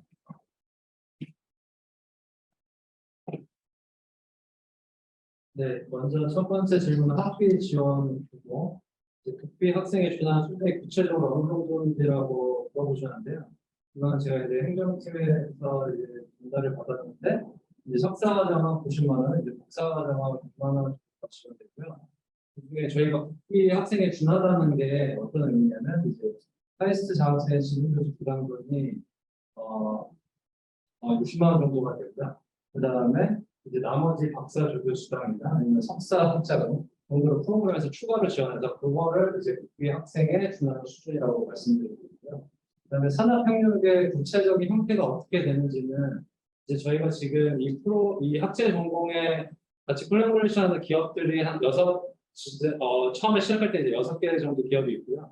뭐 KT, 네이버, 갤럭시 코퍼레이션, 그다음에 미시소프트, 버넥트, 베타, 미니트 테크놀로지 이렇게 있는데요. 이 업체들과 이제 과목 내에서 이제 과목을 통해서 이제 산업협력 프로젝트를 하는 부분도 있고요. 그다음에 아까 온택 교수님이 말씀 주신 것처럼 이 안에서 이제 쿠킹이 잘 된 프로젝트의 경우는 추가 지원도 가능하고 추가적으로 연구를 같이 산업을 하는 거 그런 부분도 이제 지원을 할 계획은 있습니다. 그래서 그렇게 될 것 같고요. 네, 마지막으로 이제 메타버스와 관련하여 주요 쓰게 될 장비나 기술이 무엇인지 알고 싶다고 하셨는데요. 이 부분은 이제 연구실별로 다를 것 같습니다. 이제 본인이 연구하는 분야가 뭐 예를 들어서 모션 캡처를 하는 분야면 모션 캡처 장비가 있을 거고요. 아니면 AR이나 VR, XR 기기를 활용하는 헤드셋을 활용한 뭐 인터랙션, 아니면 이걸로 활용한 뭐 저작 이런 거라면 이제 그거와 관련된 기기가 또 당연히 장비가 활용될 거고요. 이런 것들은 이제 지금 이제 메타버스 학제 전공대를 통해서 이제 공동 장비식으로도 구축을 해 나갈 예정이고요. 그다음에 제가 저도 이제 뭐 쭉 관련해서 연구를 카이스트에서 하고 있지만 장비가 없어서 이제 연구를 못하는 경우는 없는 것 같고요. 그다음에 관련돼서 이제 기술은 무엇이냐면 소프트웨어적으로는 이제 기본적으로 이제 많은 학생들이 하시는 뭐 유니티라든지 그런 거를 하는 분들이 보통 이제 유니티는 기본적으로 다 하시고 계시는 것 같고요. 아니면 오셔서라도 이제 수업들을 들으면서 이제 본인들이 많이 익혀나가시는 것 같고 그 외에는 이제 뭐 그래픽스 쪽이 필요하다고 하면 이제 와야나 이런 것들은 본인들이 하시는 부분이고요. 아니면 딥러닝을 활용하는 부분에 있으면 뭐 파이툴스나 테스프로 이런 것들은 이제 또 본인들의 연구와 관련이 있다면 이제 다 익히고 이제 진행을 해 나가는 것 같습니다. 혹시 질문 있으실까요?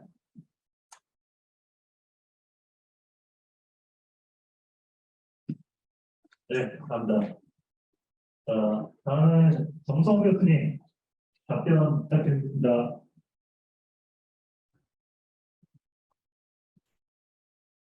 네, 네, 잠깐만요. 네, 안녕하세요.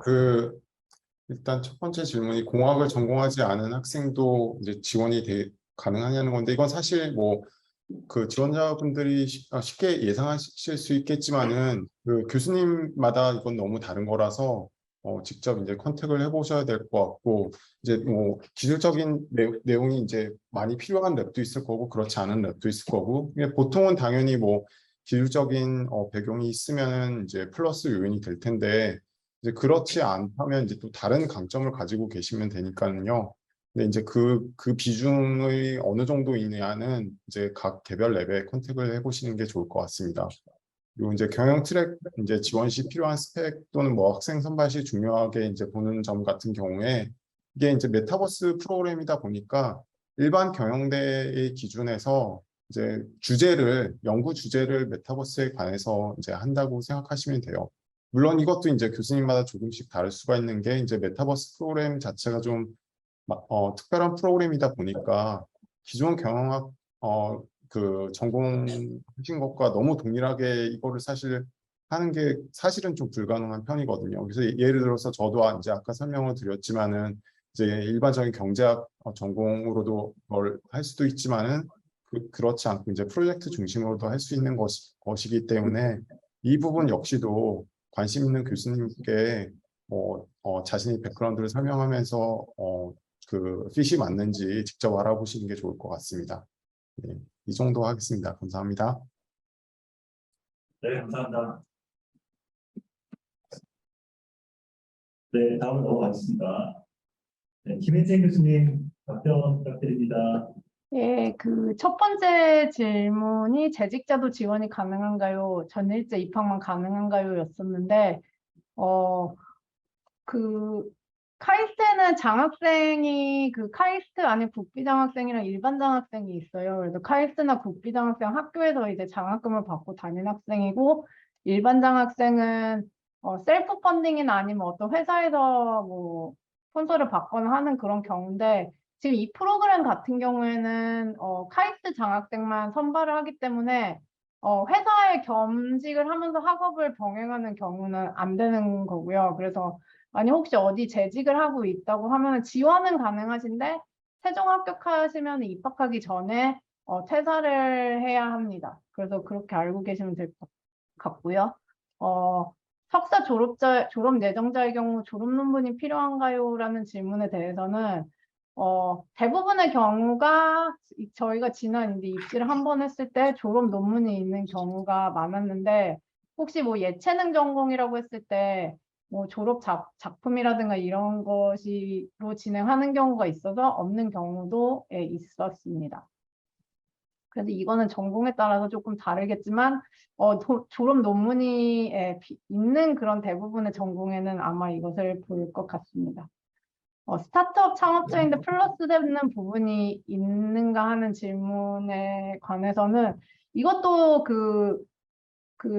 어떤 학생들을 찾는지에 대한 여러 가지 질문들이 나와서 교수님들이 많이 설명을 해주셨는데 스타트업 창업자라는 것 자체에 있어서 플러스가 크게 되지는 않을 것 같다는 게 제 개인적인 생각이고 만약에 본인이 메타버스와 관련된 업을 창업을 해서 거기 관해서 뭐 경험을 쌓으면서 어떤 모티베이션이라든가 어떤 연구 분야에 대해서 구체화를 시켰다든가 하는 경우에는 플러스가 될 수 있을 거라고 생각을 하는데 스펙 자체만으로는 크게 뭐 도움이 될 것 같지는 않을 것 같고요. 뭐 교수님들에 따라서는 그거를 밸류하시는 분들도 있으실 수도 있어서 그거는 좀 케이스 바이 케이스일 것 같습니다. 혹시 질문 있으실까요? 추가 질문?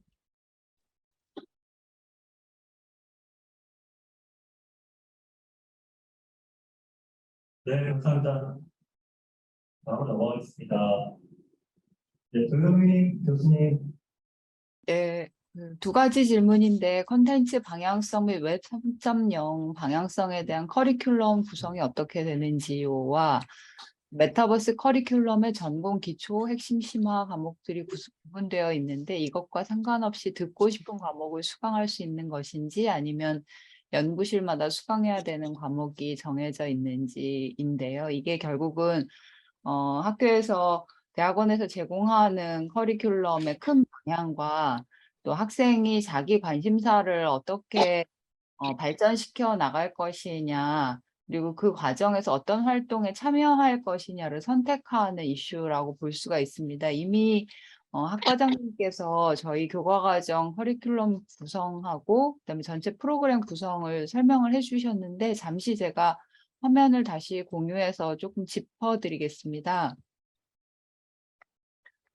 예를 들어 콘텐츠의 전반적인 방향을 생성, 항목, 경영 이렇게 저희가 구획을 했던 이유는 콘텐츠 기획에서 생산과 배포, 확산까지 전체 그 콘텐츠 구성과 관련된 전체 사이클에 관련된 수업들을 커리큘럼 안에 담기 위해서 구획을 했었고요. 그 안에서는 기술적인 측면, 인간학적인 측면, 인간 사회 문화에 대한 측면, 그다음에 경영과 관련된 측면, 네, 법 제도와 관련된 측면을 모두 포함해서 하나의 세계 혹은 사회가 구성되기 위해 필요한 기초적인 여건들, 그리고 특히 기술 기반으로 접근하게 될 때 미래의 가능성을 고민하기 위해서 가장 기본적으로 생각해야 되는 지점들이 무엇인가에 대한 고민을 담고 있습니다.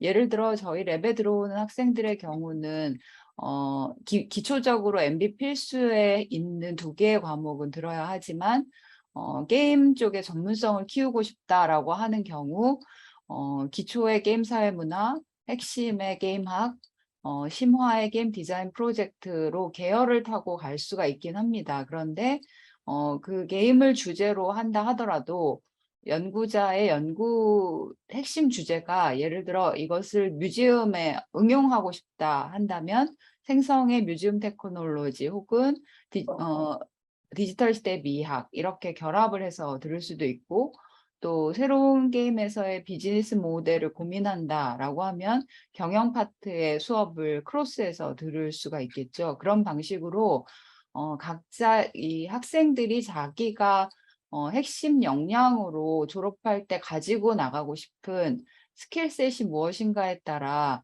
자기의 선택하는 방향들을 스스로 정하고 탐색할 필요가 있다고 생각합니다. 그리고 그러한 탐색의 방향을 커리큘럼에만 의존한다고 생각하면 그건 굉장히 좁은 생각인데요. 저희가 지금 학제 전공의 인재 양성 모델을 상상할 때는 교수님들뿐만 아니라 학생들도 현재의 메타버스가 아니라 미래의 메타버스를 상상하는 역할을 가지게 됩니다. 그런데 미래의 메타버스라는 것은 이미 정해진 것이 아니라 우리가 상상하고 만들어가야 하는 것이기 때문에 그 안에서 학생들이 굉장히 주도적으로 자기의 어떤 역량과 방향, 가치 창출을 어떻게 할 것인가에 대한 고민을 계속 해 나가야 되는 것이고요. 그 과정에서 융합 교과 과정은 기본 아주 제일 바닥에 있는 기초 블록일 뿐이고, 그 위에 융합 연구의 다양한 분야들, 그다음에 산학 협력과 관련된 다양한 활동들, 또 글로벌 협력과 관련된 여러 가지 연계 활동들, 그리고 그것을 바탕으로 학생 주도의 창의 자율 연구 프로젝트 혹은 학생 주도의 창의 자율 창제작 프로젝트가 가능합니다. 이것을 바탕으로 해서 졸업할 때 자기가 학계로 진출을 하든 업계로 진출하든 혹은 스타트업을 만들든 예술계로 진출하든 간에 이 경로들을 통과하면서 자기한테 가장 중요한 지식과 역량과 가치 창출의 방향이 무엇인지를 고민을 하면서 스스로 미래 세계를 만들어 나가는 주역이라는 인식을 가지고 선택하고 고민하는 패러다임을 갖는 것이 굉장히 중요하겠습니다. 그것은 교수님들이 정해주는 것을 따라간다고 만들어지는 것이 아니기 때문에 결국은 교수님들과 학생들과 협력해서 새로운 방향에 대한 질문을 계속 해 나가는 것이 저희 프로그램에서 적응하고 성장하는 데 가장 기본적인 태도와 자질이라고 볼 수가 있겠습니다. 혹시 추가 질문 있으신가요?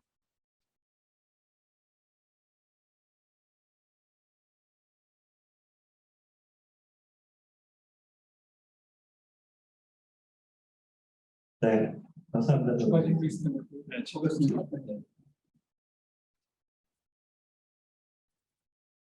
그러면 교수님, 질문 하나 나왔습니다. 네네.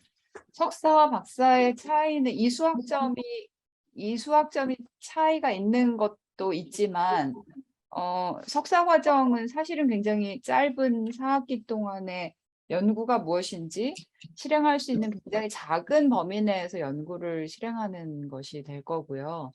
그리고 박사 과정에서는 조금 더 전문성을 가지고 긴 과정 동안 이수하면서 독자적인 연구자로 성장하기 위한 다양한 스킬과 역량을 키워나가는 것이고, 그런 의미에서 보면은 석사와 박사의 차이라는 것이 연구실에서 하는 일은 당연히 차이가 있고요. 연구자로서의 정체성뿐만 아니라 사회에 할 수 있는, 기여할 수 있는 역량의 범위, 스스로 해결할 수 있는 문제의 스케일, 그리고 그것이 자기의 책임 하에서 얼마나 주도적으로 진행될 수 있을까에 대한 부분도 다 다를 것이라고 볼 수 있습니다. 기간도 당연히 다르겠죠.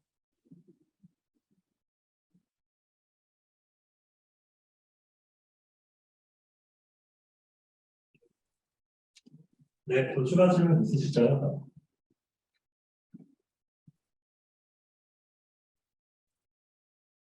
혹시 네, 더 넘어가도록 하겠습니다. 네. 이성희 교수님 되신가요? 네. 네, 답변 부탁드립니다.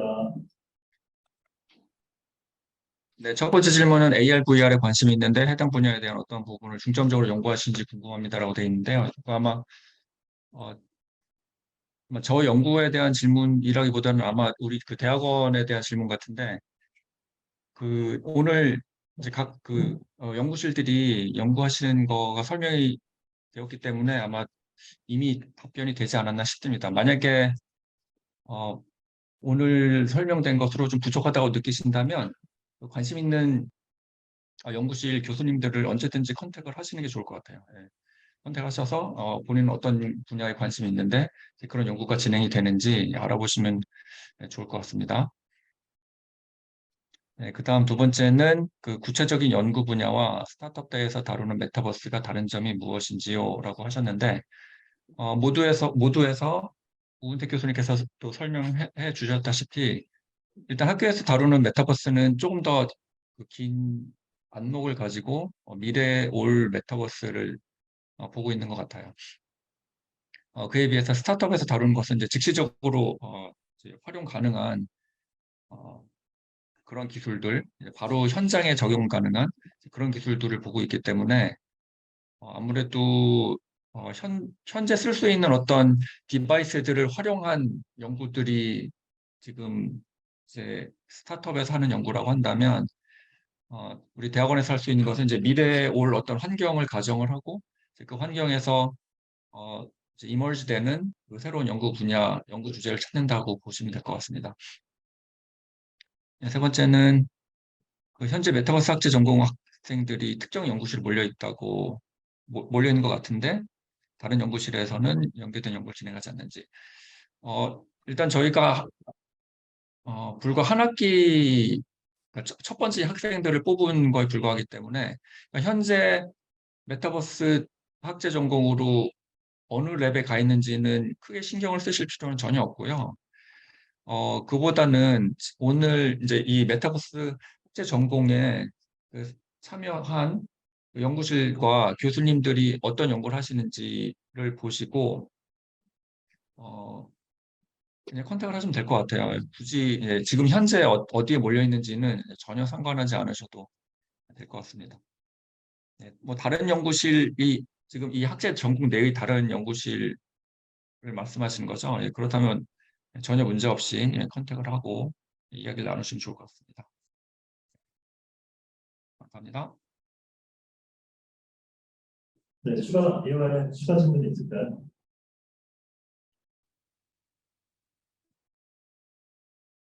네, 감사합니다. 넘어가겠습니다. 네. 이원정 교수님 답변 부탁드립니다. 예, 그 봄학기 문화기술대학원과 메타버스 학제 전공의 차이점, 사실은 뭐 차이점보다 공통점이 많다고도 할 수 있는데요. 지금 일단은 코र्스웍이 메타버스 교육 프로그램에 맞춰서 문화기술대학원 코र्스웍과 좀 다르게 구성되어 있는 것도 맞습니다. 그리고 아마 여러분 졸업 연구와 이제 졸업 논문을 쓰실 때 이것이 뭐 전혀 그러니까 문화기술대학원이 아무래도 좀 자유도가 높겠죠. 메타버스 프로그램은 어쨌든 이게 뭐 직접적으로나 간접적으로나 메타버스를 대상으로 한 그리고 메타버스의 발전에 어느 정도 기여가 되는 그런 연구가 아마 요구가 될 겁니다. 이제 그거는 충분히 지도 교수님과 상의 속에서 어떤 방향과 어떤 깊이로 연구할 건지에 대해서는 충분히 얘기가 될 테니까 너무 이거에 부담을 안 가지셔도 될 것 같습니다. 두 번째 질문과 사실 첫 번째 질문의 공통점을 찾으라고 하면 혹시 메타버스 학제 전공이라는 거는 다른 카이스트 교육 프로그램과 달리 좀 가벼운 게 아니냐, 뭐 좀 이렇게 오해하실 수 있는데 메타버스 학제 전공도 다른 카이스트의 무슨 뭐 전산과나 뭐 기계과나 이런 것처럼 여기를 졸업하셔서 학위를 받으신다는 거는 카이스트 학생으로서 동일한 기준에 의해서 동일한 수월성을 기반으로 여러분께 학위를 받으시는 거거든요. 그래서 당연히 특히 이제 박사과정에 있어서는 영어 논문 퍼블리케이션이 기준으로 요구가 되고요. 아마 여기서 이제 열심히 하시게 되면 현재 이제 여러분의 위치와 상관없이 이 수준으로 충분히 스스로가 이렇게 발전되는 거를 느끼실 수 있을 겁니다. 예, 여기까지입니다. 네, 추가 질문 있으실까요? 네, 감사합니다. 다음 넘어가겠습니다. 이진중 교수님 계신가요? 네, 들어와 있습니다. 예, 첫 번째 질문은 뭐 트랙에 관계없이 지원해도 되는 거 아닌가요? 제가 잘 몰라서 그러는데. 네, 트랙에 관계없이 지원하시면 예, 저희 랩에 지원하시면 됩니다. 지도교수로 정해서. 두 번째, 예, 기본적인 자격은 된다고 봅니다. 시각 디자인 전공하시고 디자인 경영 전공했으니까요.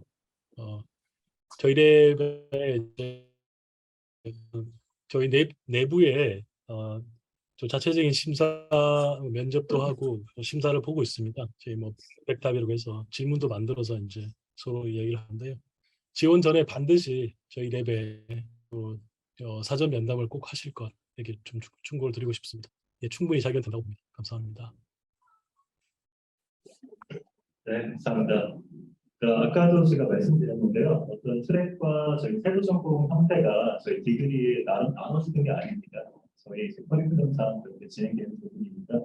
오해를 안 하셨으면 좋겠고. 네, 이렇게 됐습니다.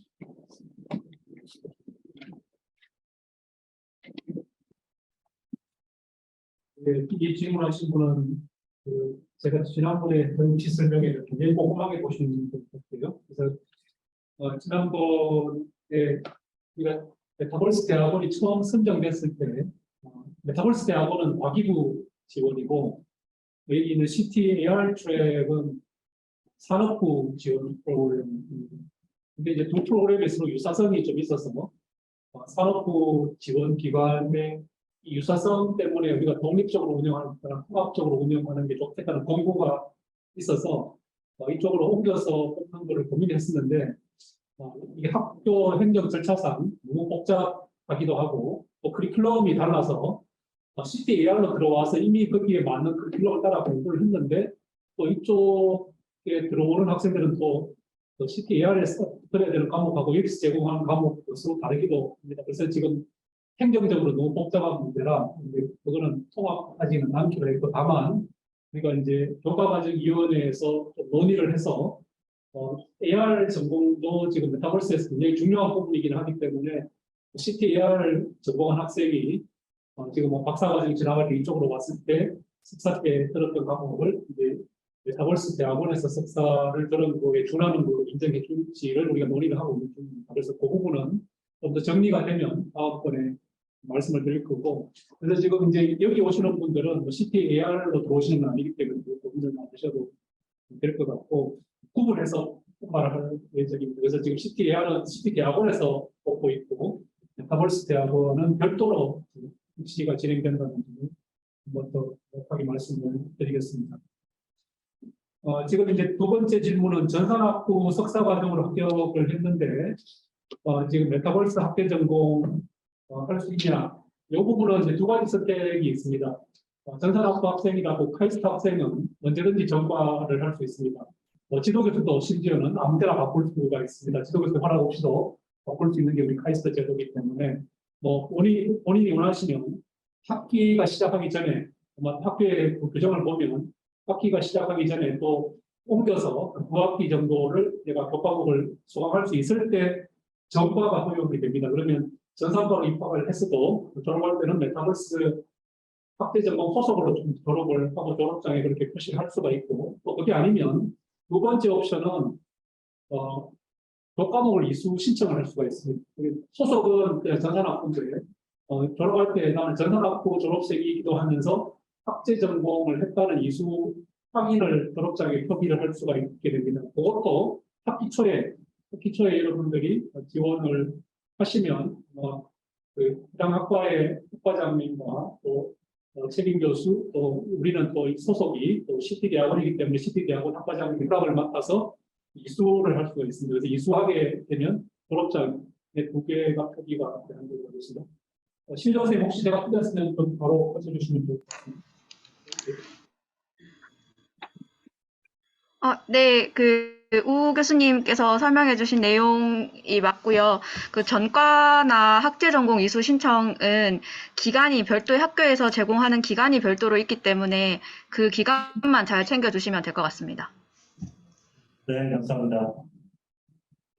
마지막으로 제 질문인데요. 원거리 학습 가는 거.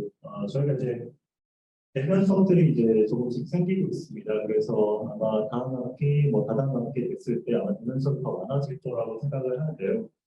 물론 이제 코로나 사태의 어떤 영향이 있을 텐데, 우선은 현재 상황에서는 원거리 학습이 제 생각에는 가능하지 않을 것 같습니다. 근데 만약에 출퇴근을 그러니까 통근하듯이 서울에서 예전 수업이 있는 날만 된다든지 그런 건 당연히 가능하실 텐데, 근데 또 그것 또한 이제 연구실에서의 이제 출근과 이런 것들이 출퇴근이 이제 자유로운 연구실이라는 그 가능할 것으로 생각하고요. 그래서 이제 그런 부분들 좀 따져봐야 될 것 같습니다. 그러나 하여튼 대면 수업들이 계속해서 많아지고 있다는 말씀드리고요.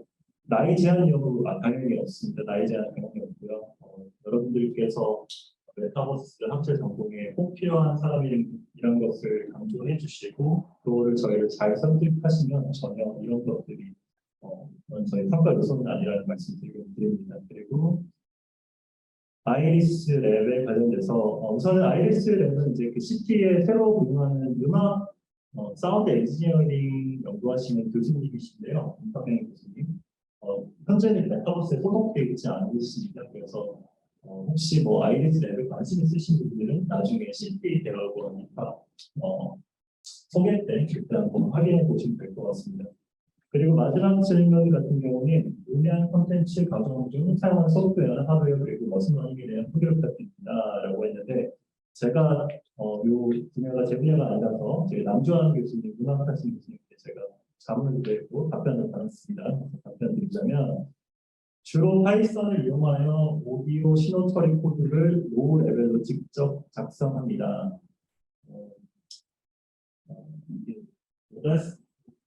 영어도 어려운데요. 오다시티 및 리퍼 등 무료 오디오 편집 툴도 함께 사용하고 프로젝트 수행 시는 로직프로 등 개인이 가진 사업용 소프트웨어를 사용하기도 합니다.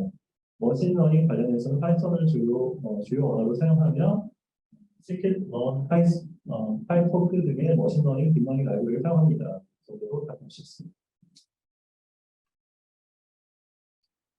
이걸로 이제 사전 질문은 다 끝났고요. 이제 추가로 이제 자유롭게 좀 질문하는 시간을 가지도록 하겠습니다. 저희가 한 20분 정도 남았는데요. 이 시간에 구애받지 않고 필요하신 질문을 저희가 좀 받도록 하겠습니다. 편하게 질문을 해주시면 답변 드리도록 하겠습니다.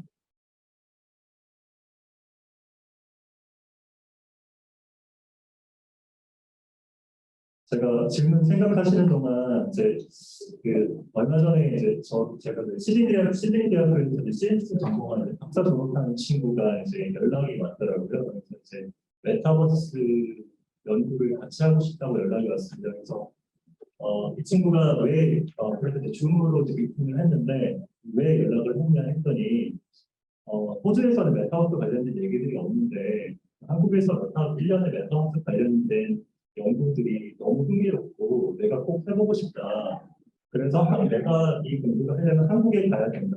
그 중에서도 파리스로 가야 된다라고 말을 하더라고요. 그래서 제가 메타버스 대학원을 시작하고 나서 조금의 더 책임감을 느끼게 된 것 같습니다. 현재 저희가 메타버스 대학원 서강대학교가 이제 파리스에서 진행을 하는데 파리스는 이제 연구 중심 대학으로서 이 메타버스의 어떤 문화를 이제 선도하고 연구하는 그런 기관이라고 생각합니다. 그래서 여러분들도 어떤 자부심을 가지고 단순히 카이스트 학위를 따기 위한 것이 아니라 메타버스 대학원에 들어오면서 메타버스 관련된 연구를 선도하는, 세계를 선도하는 그런 인재로서 지원해 주셨으면 좋겠습니다. 네, 오늘 안내해준 연구실 소개 자료 이메일 통해서 아마 홈페이지에 저희가 게시해 놨으니까 홈페이지에서 연구실 소개 자료를 보실 수 있고요. 그리고 홈페이지 상에 저희 교수님별로 소개 또 연구 홈페이지 다 링크들이 있기 때문에 관심 있는 연구실 링크 따라가셔서 더 디테일하게 확인하시면 좋을 것 같습니다. 보통 연구실에 소속되면 회사처럼 매일 출근해서 연구하는 형태일까요? 이제 이건 연구실마다 이제 다를 텐데요. 제 연구실을 예로 들면 10시부터 6시는 의무로 이제 출근을 해야 됩니다. 그리고 저희가 원딜 스페이스라는 그 앱을 통해 가지고 출퇴근도 확인을 합니다. 그래서 연구실별로 이제 그런 규칙들이, 규율들이 다를 텐데 그것은 이제 또 사전 선택하실 때 한번 교수님들도 여쭤보시면 될 것 같습니다.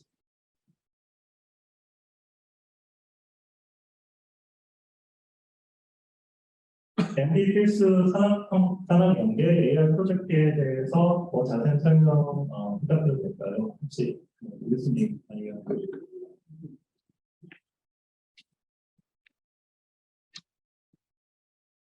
네, 이번 주 AR 프로젝트 과목이 지금 산업협력 과목으로 되어 있는데 여기에는 앞에서 제가 잠깐 설명드렸던 것처럼 첫 학기에는 가능하면 듣지 않도록 권유를 첫 학기에 듣고 싶어 하는 분들도 많은데 가능하면 첫 학기보다는 둘째 학기나 셋째 학기에 소강을 하도록 권유를 하고 있고 이 이유는 앞에 좀 그래도 기초적인 거는 배우고 프로젝트 과목이니까 프로젝트를 하려면 뭔가 알아야 되는데 전혀 모르는 학교에서 프로젝트를 진행할 수는 없도록 해야 될 일이 너무 많아지니까 한 학기가 지난 다음에 수강하도록 권유를 하고 있고 진행하는 방식은 그 학기의 주제가 정해지면 그 주제에 맞는 아이디어를 브레인스토밍을 합니다. 그 다음에는 학생들이 모두 자기 아이디어를 전원이 발표하면서 재미있는 아이디어, 나는 저 프로젝트를 같이 한번 해보고 싶다 하는 프로젝트에 보팅을 해서 이제 보통 20명 정도가 들으면 그중에 한 6개, 7개의 재미있는 토픽을 학생들이 선정을 하거나 또는 이 프로그램에 관심 있는 기업 CEO 분들이 우리 회사는 이런 거를 학생들하고 하고 싶다 이런 아이디어를 가지고 와서 학생들하고 같이 프레젠테이션을 합니다. 그래서 이번 학기 같은 경우는 빅토리아 프로덕션에서 동화책을 4개로 메타버스 경험을 할 수 있는 아이디어를 해서 학생들이 그렇게 호응이 좋지 않을 때는 한 명이 있어서 사인해서 이제 그 기업 개발자랑 같이 프로젝트를 진행하고 학생들은 학생들이 선정한 이제 과제를 중심으로 같은 연구실이 아니고 서로 배경이 다른 학생들끼리 팀을 짜도록 해서 프로젝트를 진행합니다. 그래서 이제 이 과정에서 재미있는 프로젝트가 발굴이 되면 또 프로젝트는 또 그 다음 또 수업에서 이어가거나 아니면 그 지도해 줄 수 있는 교수님을 찾아뵙고 지도를 부탁드려서 학생들끼리 아까 학생들이 자율적으로 하는 프로젝트가 있잖아요. 그래서 학생들이 자율적으로 하는 프로젝트로 지원을 할 수 있도록 지원을 해주고 있습니다. 그래서 이제 그런 방식으로 현재 시행착오를 겪으면서 우리가 해나가고 있습니다. 이게 막 딱 정해져 있는 틀이 있는 게 아니라 막 처음 시도하는 거기 때문에 기업에서 학생들이 학교끼리 하는 거, 학생들이 또 기업에 기대하는, 학생들이 또 해보고 싶고 이런 것들이 같이 섞여 있는 좀 실험적인. 네, 또 추가 질문, 오프라인으로 추가 질문 있으시면 편하게 하시고.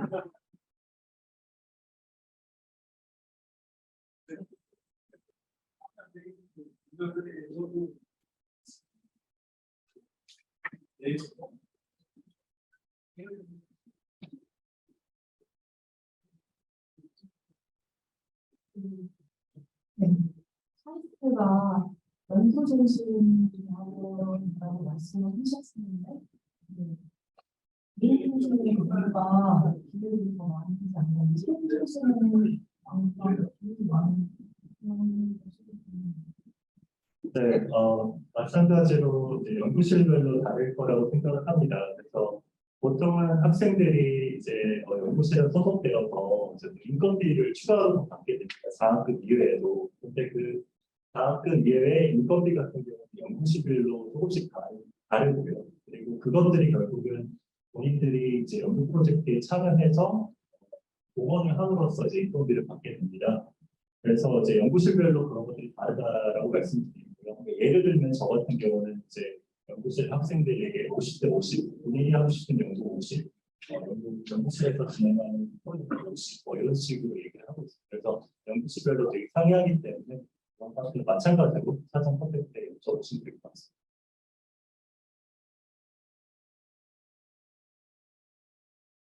네, 추가 질문.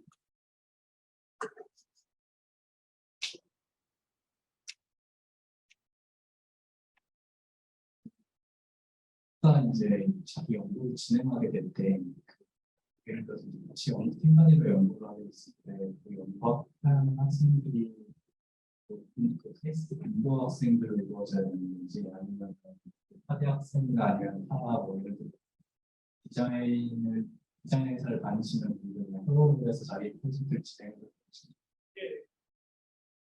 그 지금 본인의 석사 논문을 이제 작성할 때 본인 석사 논문 연구를 할 때 말씀이신가요? 네. 네. 당연히 본인의 이제 석사 논문 연구를 할 때는 외부의 공동 협업이 필요한 연구라면 당연히 외부의 사람들과 교수님과 상의하에 당연히 하실 수 있는 자유가 있다고 생각을 하고요. 어떤 상황에 의해서 그것이 불가능한 상황도 있을 수 있겠지만 기본적으로는 본인의 연구가 결국은 산학 협력이 필요하고 외부의 사람과 협업이 필요한 연구라면 당연히 그것이 문제가 되지 않습니다.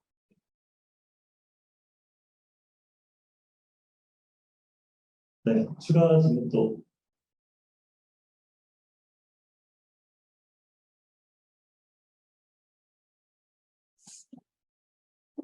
네, 그러면 이 정도로 오늘 랩실 설명에 이제 마무리하도록 하고요. 결국은 여러분들께서 지원한 이제 10월 5일부터 지원이 시작인데요. 그 전에 가능한 한 빨리 관심이 있으신 교수님께 사전 컨택을 드리는 것을 추천드립니다. 그래서 본인이 정말 그 연구실가 맞는지, 그리고 또 교수님께서 생각하시는 연구실의 방향성이 무엇인지 이런 것들을 잘 확인하시고 이렇게 좀 진행하셨으면 좋겠습니다.